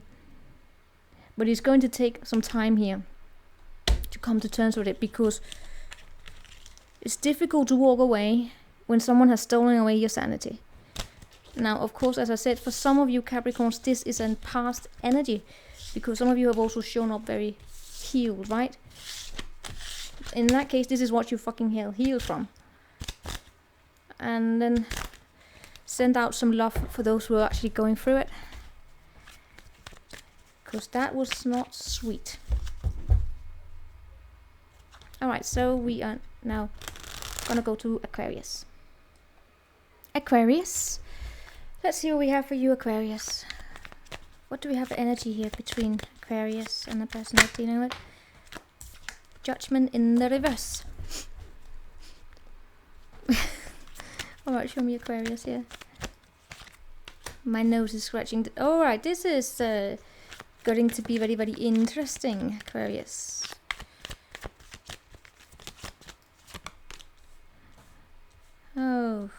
Okay.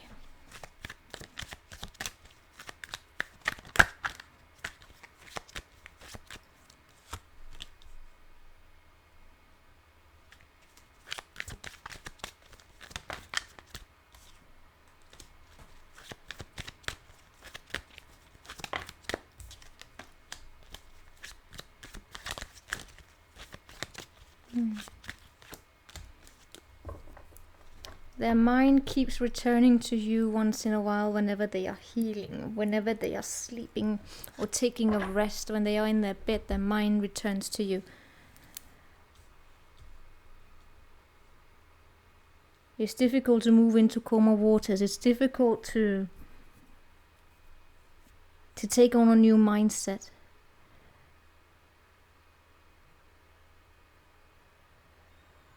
When the mind returns back to the deception that was done. Welcome to how sometimes the readings take place when I'm not worried about when I'm not wondering about whether or not I should tape it or not. This is how they happen. But then I often wonder whether or not people understand it, because I don't, they just come. So whatever I just said, I can't remember that much. We have here the Judgment in the reverse. That is Wasn't it just what I just said here? Something coming back. Lessons coming back. Memories coming back. Something needing to come out into the light. Because a chapter here is not ready to be closed out without the epiphany, without the truth, without the understanding, without the things being said. It's like something here has to be said out loud. It has to be said. It has to be called out almost. Brought up into the light. So what we have here with you, we have the devil. You're releasing yourself from some sort of an enslavement almost. This could be something that's going on within the family for you. You are in many ways feeling wealthy. Yeah. When it comes to them, they make you feel rich. But that could be a richness in that it taught you how to manifest. They make you feel rich. No. Well, yes. And you see them as having money. Right? It may be this. Them and their status. Them and their status, but they make you feel rich in other areas.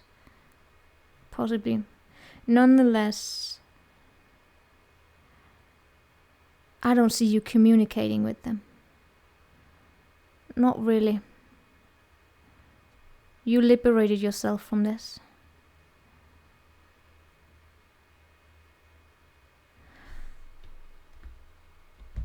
There's a sadness here.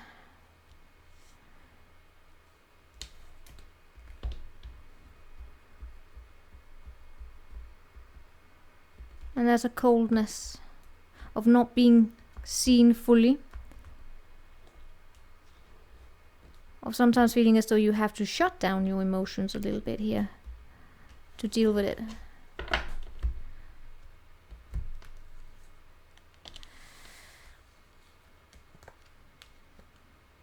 Some of you are turning yourself emotionally unavailable to a situation.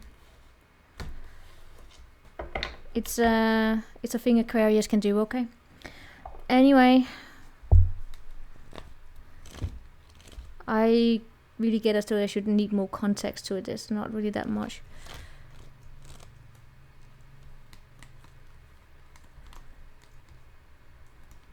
You have a very, very kind energy.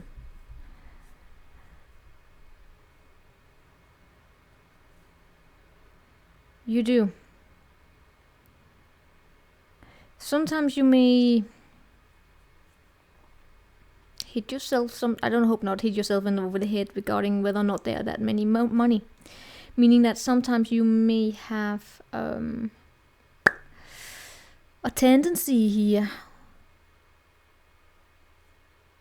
to think in terms of status, to think in terms of, do I have pretty clothes, do I have the biggest house, do I have this and that. Not that it matters, because that's what I see here. You know it's not that which matter, but it's still here as an energy on your side here, right?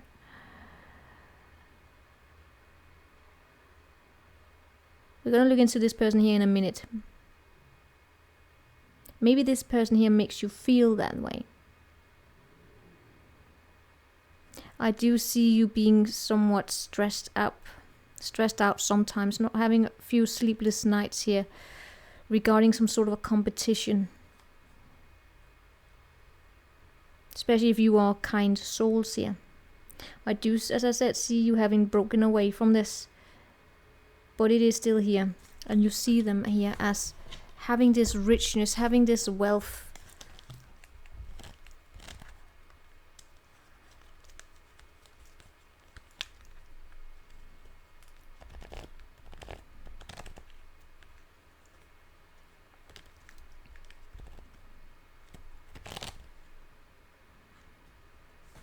But they are judgmental. And I get that you see that sometimes. They still make you feel rich. I have no idea what that means. Now, let's see here. You're not willing to engage with the conflict. But the conflict is coming up here. And it does tie up to some sort of energy related to money or social comparison. Tends to be social comparison regarding how much money do I have, how much money do they have. Some of you could have grown up poor. Or feeling, or in that mindset. Right? You don't have needed to have been poor or just be in the mindset, or you just surrounding yourself with an environment where there's a lot of money and you, I don't know, you, anyway. This person is heartbroken. You're dealing with someone like, I think Capricorn had similar energy here. Someone being an avoidant idiot. They don't want to answer questions. They have their heart broken. But I don't know if they broke their own heart. Keep hearing this song, break my broken heart. Give me all you got, all you got. But their mind keeps returning here. You're making it difficult for them to remain their old superficial self. They get annoyed with you. They are not communicating. To a certain degree, they probably don't even want to.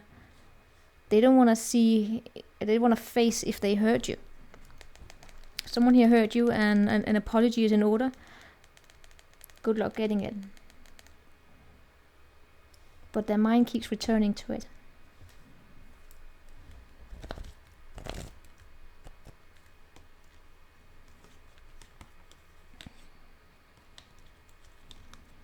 They feel as though they have justice on their side. They feel as though they're healed. Still, they spy. They're keeping an eye out for you. They could be a Libra, by the way. They are keeping tabs on you. Strong Libra energy. Are you insane? They're keeping tabs on you. None of you are talking. None of you are returning to the conflict, so to say. You have broken away from these shackles. Hell, this person may even be married. You see them. That's that.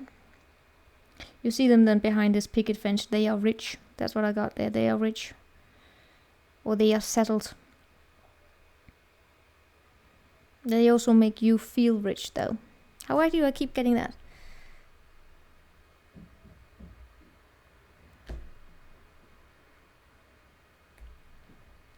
I have no idea. Time will tell. Or you tell me. Take it if it's yours, leave it if it's not.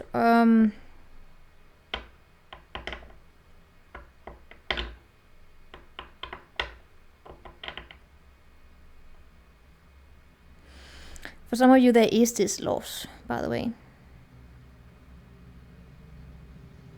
That something didn't go forward. Some of you have a voice inside your head. That stems from some, I don't know if it's from this or from somewhere else. There's a voice inside someone's head here, and I think they grew up poor.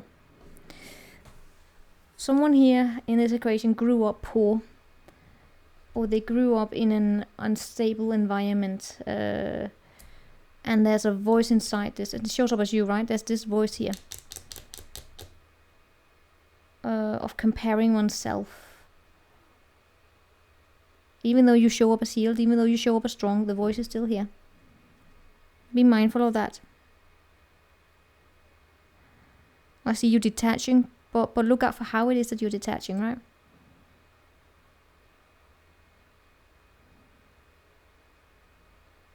There's a difference between detaching and then shutting down. It's not possible for you to shut down. You have the Queen of Cups here. It's impossible for you, basically. And but it's also the reason why I believe that you're capable of being very strong in this. Because you do have the Queen of Cups. Remember your sensitivity. It is here. There's a very sensitive side to you. And a very creative and a kind and nurturing side to you, Aquarius. Someone heard it.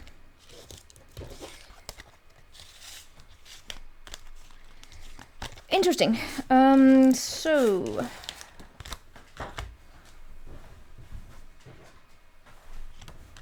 what do we have here for Pisces? We're going on to Pisces.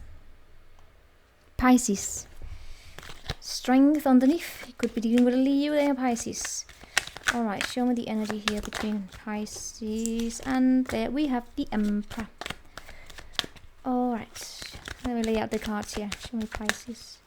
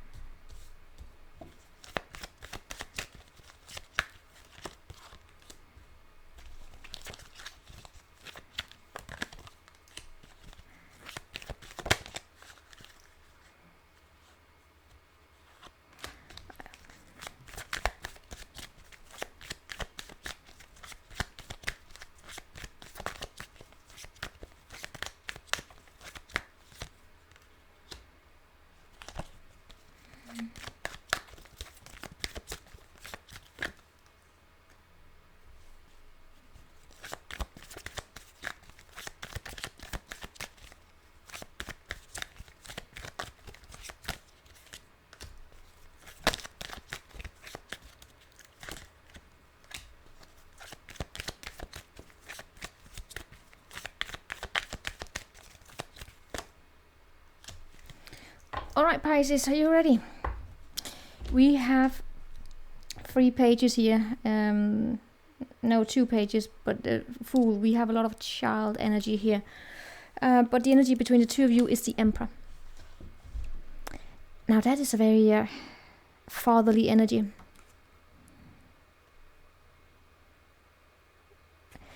It's an interesting energy to have as a connection energy. Okay, let me tell you that.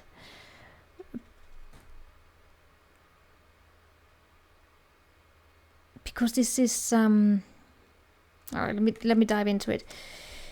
It's a father energy, right? So the first thing I get here is there's a little bit of a child parent going on here. Not that it has to be a child parent, but there is this very, very adult energy between the two of you, but the two of you show up here as in children, right? In children mode, both of you. And both of you are a little challenged. You show up as impatient, right? Bored, needing to be entertained. Let me finish with this reading before we start doing anything here, right? But there is this. This is a little bit boredom and wanting to be entertained. Your person, on the other hand, don't know how to handle their emotions. So there's an immaturity in both of you, and the energy between the two of you is then this disciplining energy. This is the father energy. It might be that you two of you are teaching each other something here to grow up, and in this case for your person it might have to do with them growing up in terms of how they deal with their emotions, or and for you it may be in terms of how you deal with disappointment.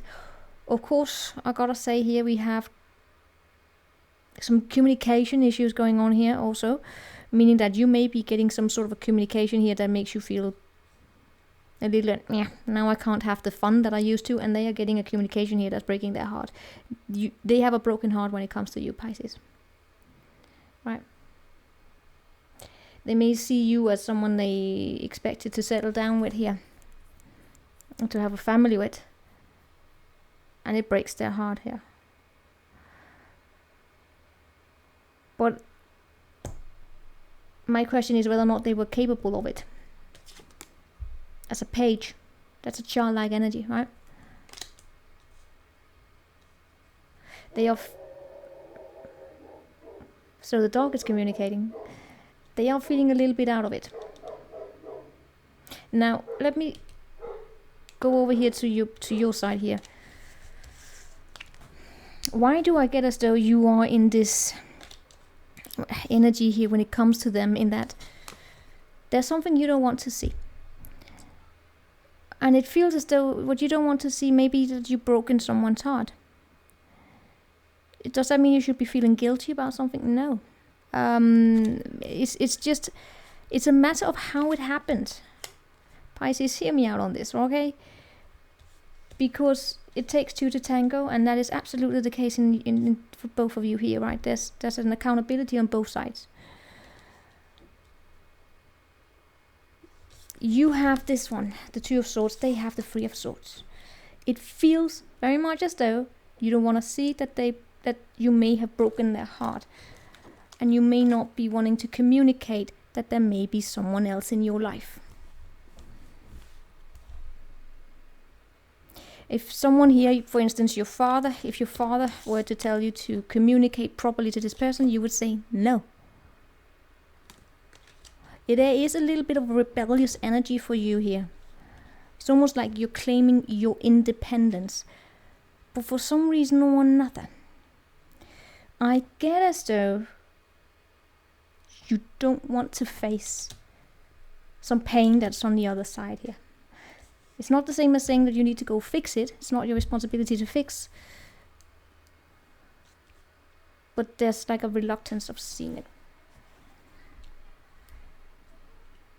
How are you feeling about yourself? Non-committal. That's it. You are non-committal. You might have thrown yourself into a situation where you were dating and someone fell in love with you. But for what it's worth here, this person may fall in love very, very easily. Because they could be very idealistic here, right? In all cases. Meaning that they could like make dreams easily. They meet someone, they go on a few dates, and immediately they are envisioning happily ever after, right? And all you wanted was just to have fun. That is so. That's always why I say be careful who you choose. But the both of you show up as immature. You feel free. You feel you non-restricted. And if this is the energy that you're in, then this is the energy that you're in. If you don't want to be in a commitment, if you don't want to have these strings attached to you, then that is the energy that you're in. The only thing is this, almost like pushing away the consequences of how this may have affected this person. Because the way that they are feeling about themselves is, again, I got pointed here for them as well. There is an energy on their side of just throwing themselves into a situation without really seeing what's going on here, right? There's some aspects of here of this person also growing up a little bit. I mean, I know that is the Emperor here, so like grow up, no, but these are the experiences that it takes sometimes to grow up into this, right? But alright, let's see.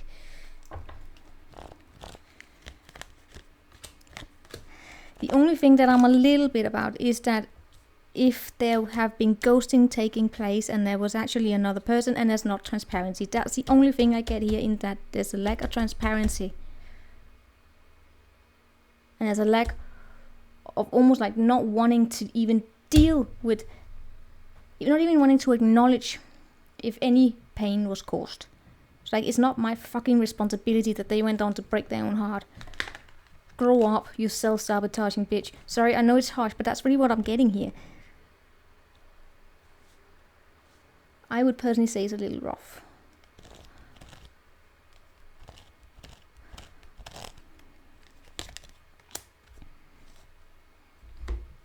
Especially because I do sense on your side not wanting to commit. And that's that. Looking for fun. But then I also get that there's, I strongly get that there could have been a third party included here. And that's the only reason why I'm a little bit...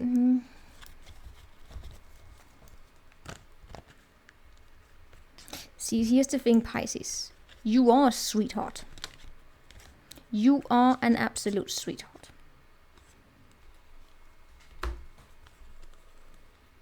You're probably so used to being shamed. Wouldn't surprise me.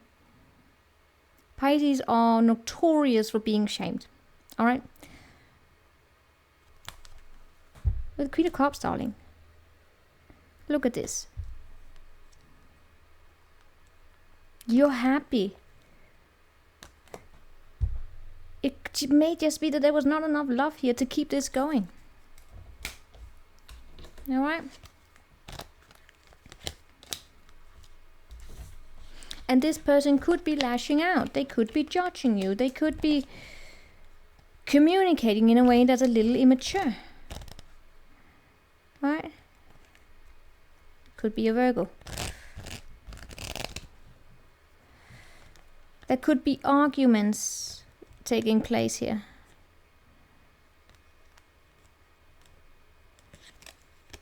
And this person could have a tendency to try and hold on to you, using these arguments to try and hold on to you.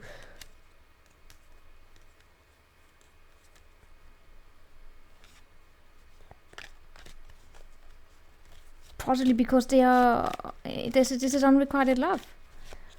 Unrequited love can make people do silly things, especially if they are in this immature state where they don't really, where they struggle in terms of dealing with their own emotions. They may be an adult, but they could have an emotional maturity as a toddler almost, you know.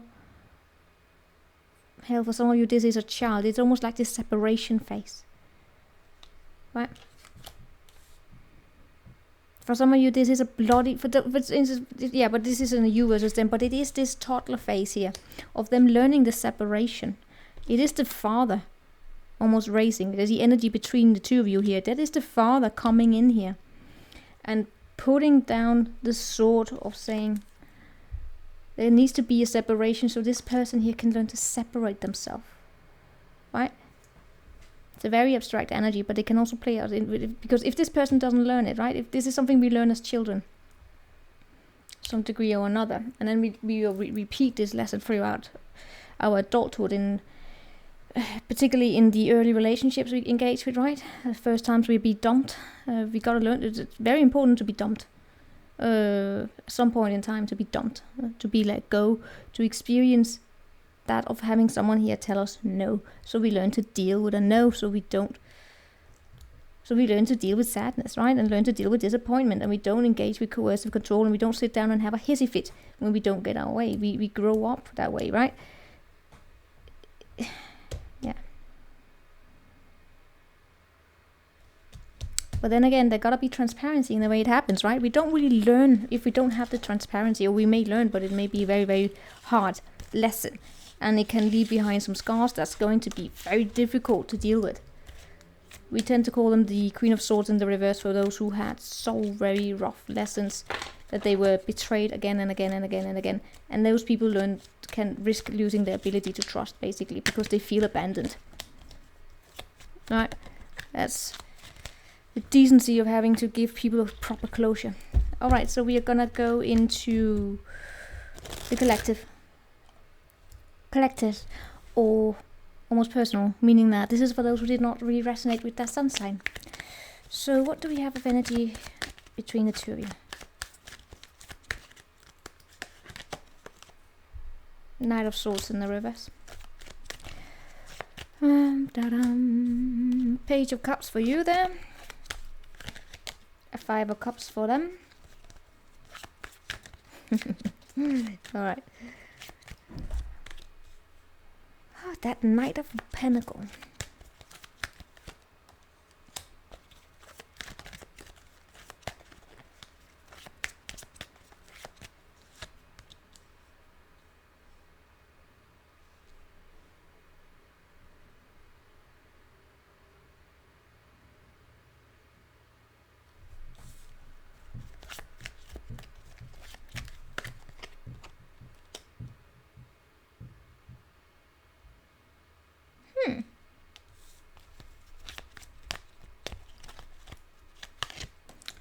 Alright, let's get to it.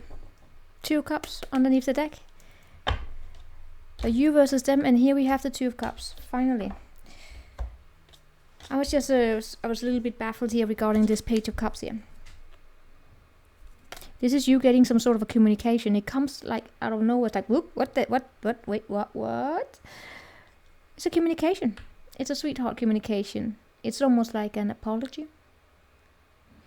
Almost like an apology, but it's almost also like a curiosity.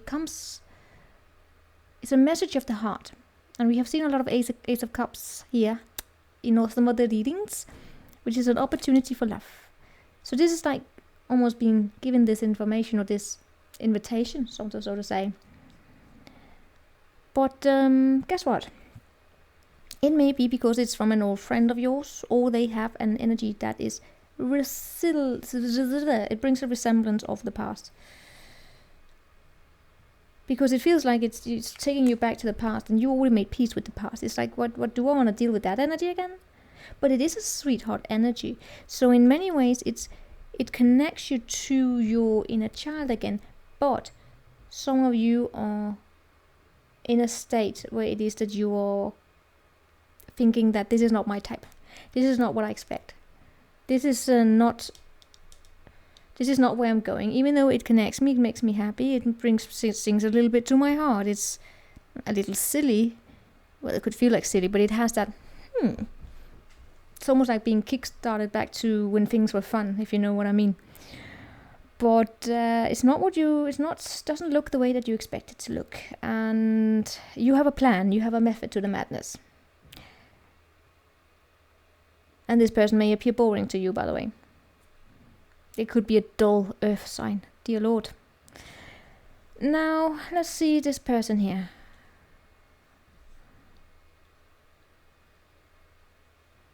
Let's see this person. They have the 5 of Cups. They're sad. Now, they may not look the part here to you, because especially if they're looking like this and they're sad and they're wearing all dark and they're shrugging there and they're struggling with seeing this 2 of Cups here. They could be a little self-absorbed. They could also be very intense, by the way, meaning that they connect intensely. So if you give them a no, or you say, I don't know if I want to deal with your invitation today, maybe tomorrow they could be a little bit... Maybe. Very intense. But they have this gloominess with them. This is Mars and Scorpio. If any of you know Mars and Scorpio, it's an intense Mars placement. Let me say it like that. It's a very, very intense Mars placement. I also get a communication having gone lost in the mail or something like that. You know, it's almost like a message that it gets sent to spam. It doesn't really appear. It's a delayed message almost. Now,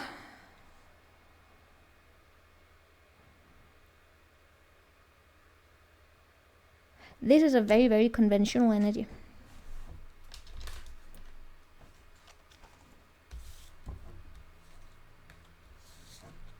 They do see you as somewhat of a fortunate...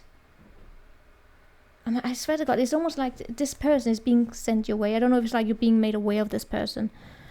By accident, almost. While this person is in a bad mood, by the way. That's always a good way of starting, isn't it? Yeah, it's like you come their way to throw things up into the air. They're very committal. They have they're strong fixed energy. We have Scorpio, we have Taurus there, right? And then we have the Sagittarius. It's almost like when something here comes their way and it's about there being excitement almost, when it's about, throw things up into the air, they're almost taken aback a little bit. It's like, what? You do know I have a method to my madness. This could be a Sagittarius, by the way. That they are very, very, as I said, they are dull, right? So they have, yes, yeah, and I'm jumping around here saying they could be Sagittarius or Earth sign. They have the boring Earth sign, but let me just, if any of you saw the Sagittarius reading, there was something about that, yeah? Where there was someone here who's very, very, they have their boxes, okay? They are very, they sometimes get annoyed of themselves and their boxes.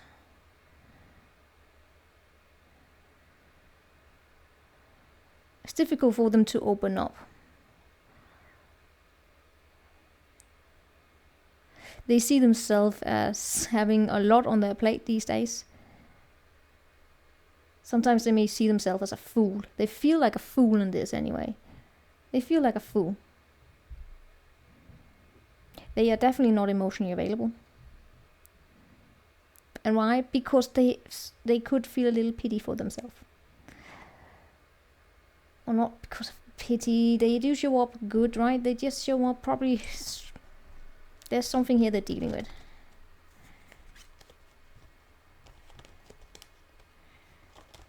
They could have a court case going on regarding their children, okay?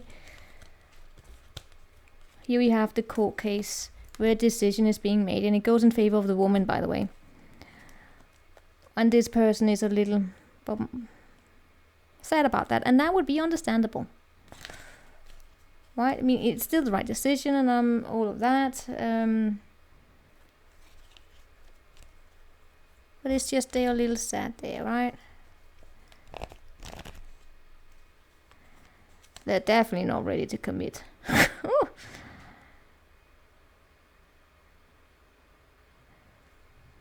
It's almost like sometimes this person just want to turn their back on something here, right?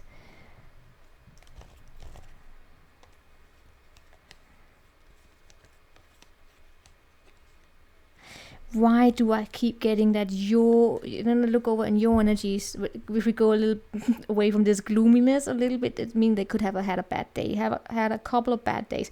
Maybe they lost the European Cup, you know, maybe, I don't know. And in that case, I should definitely not laugh. You know, alright, it's just, it's a little gloomy there. And then I go over here on this side and it's like a little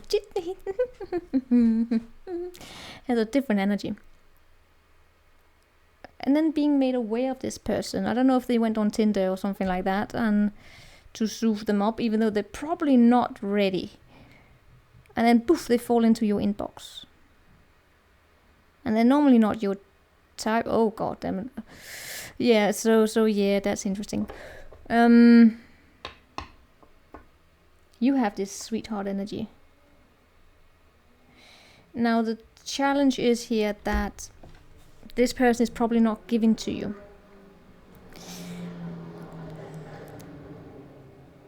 This person probably have a situation going on where love is just not on their plate.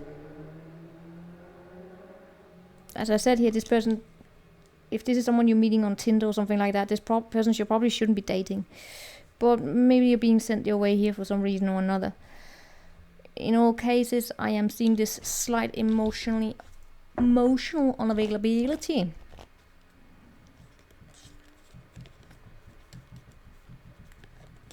Someone here is, it feels though is your person. They could have experienced some sort of a loss, also in terms of their financial situation. They are holding back.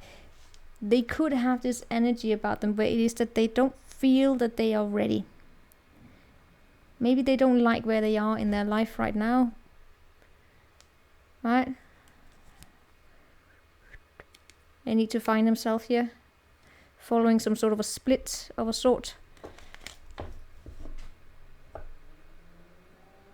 So they are not emotionally. If you are not pleased with yourself in that current moment, you are not emotionally available. That doesn't mean you're chronically unemotionally unavailable. No, it can mean that maybe for a period of time you're not ready to give your heart away. Not fully, because those energies they are best served working on yourself, and that tends to be the case following, for instance, breakups, right? Or yeah, breakups. Yes, you can start relationships when you are going through some sort of a crisis, possibly, right? But it's not the best time. Let's say like that. That is a bad timing. But if you want to, you can make it work. I mean, depressed people also have relationships, right? And depressed people definitely have a bad timing, but that's a chronic bad timing, possibly. Anyway. This is a temporary energy, right?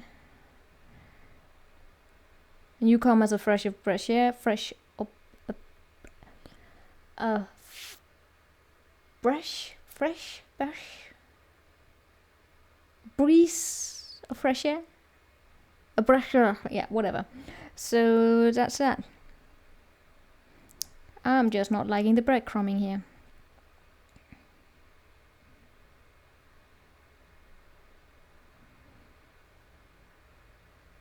I hope we're not dealing here with a rebound relationship where this person, rather than deal with their own whatever is going on in their life, that they go out and have a rebound to make themselves feel okay again. So rather than deal with their own shit, they go out and they need someone else here to give them the validation and the recognition. It's like a distraction. It's probably a coping mechanism, and then they get into a rebound. And you don't see that. But that's just for you to pay attention to if this is something new coming up, right?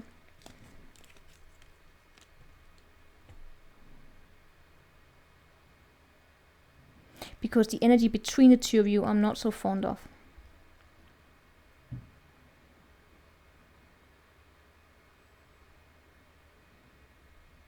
It's almost like if this, be careful here that someone here doesn't bring so many demons with them that they push it your way.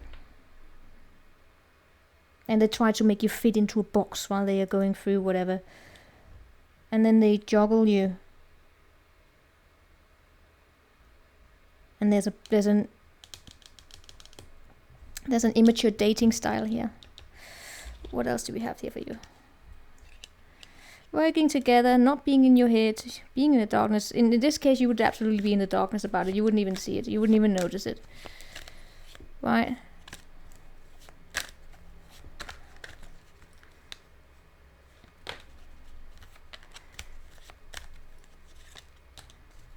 Okay.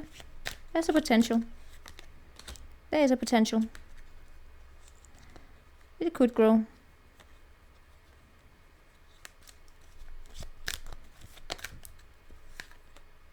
But this person has a broken heart.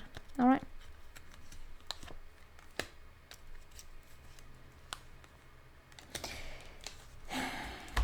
They're probably feeling as though there's a situation where the world, let's not paint them in to be terrible and all of that. There's just something going on in their life. They had their heart broken. They feel as though they have no control of the situation, and they could be very defensive and push people away. They are not, as I said, emotionally available. But there's a potential of this actually growing into something. If they are pushing away, they are definitely not in those energy where it is that they are using. Then it's not a rebound. In that case, this person is just closed. And then you come, it's like, and then you come here. How dare you come with an offer of love when I am not ready? How dare you? And they're gonna succumb, right? Because I get the energies of this person, and they are actually not the worst of the worst, which they tend to be. It's just someone here that is, oh fuck, now I have to rearrange everything to make room for you. Look at what you did. You came in the bad timing, but as I have said previously, there is no such thing as bad timing. And this person would know that. It's just, there can be an annoyance saying, this is just the worst timing ever. But now you're here. Apparently you're here. And I have to rearrange to make room for you, huh? Just poor bad timing. But clearly, this is a soulmate tie, and clearly, yes, clearly I want you, but I'm not happy about it. But clearly I will prioritize you. Clearly I will make room, but dang it, you're not making it easy. Because I have 5 million things I have to take care of. And I just came out of a situation here. And here you are. How dare you? Couldn't you just have waited 2 months? But it's a sweetheart energy, right? It is a sweetheart. Which is nice to see. So it's not that rebound. And you would know that with this person, because they would try and push you away. And they would be so annoyed at you, probably. They would be so annoyed at you that you dare to show up. They wouldn't make you feel used. So that's how you would know it's them. So that's what I have for you. I will see you next time. Take care.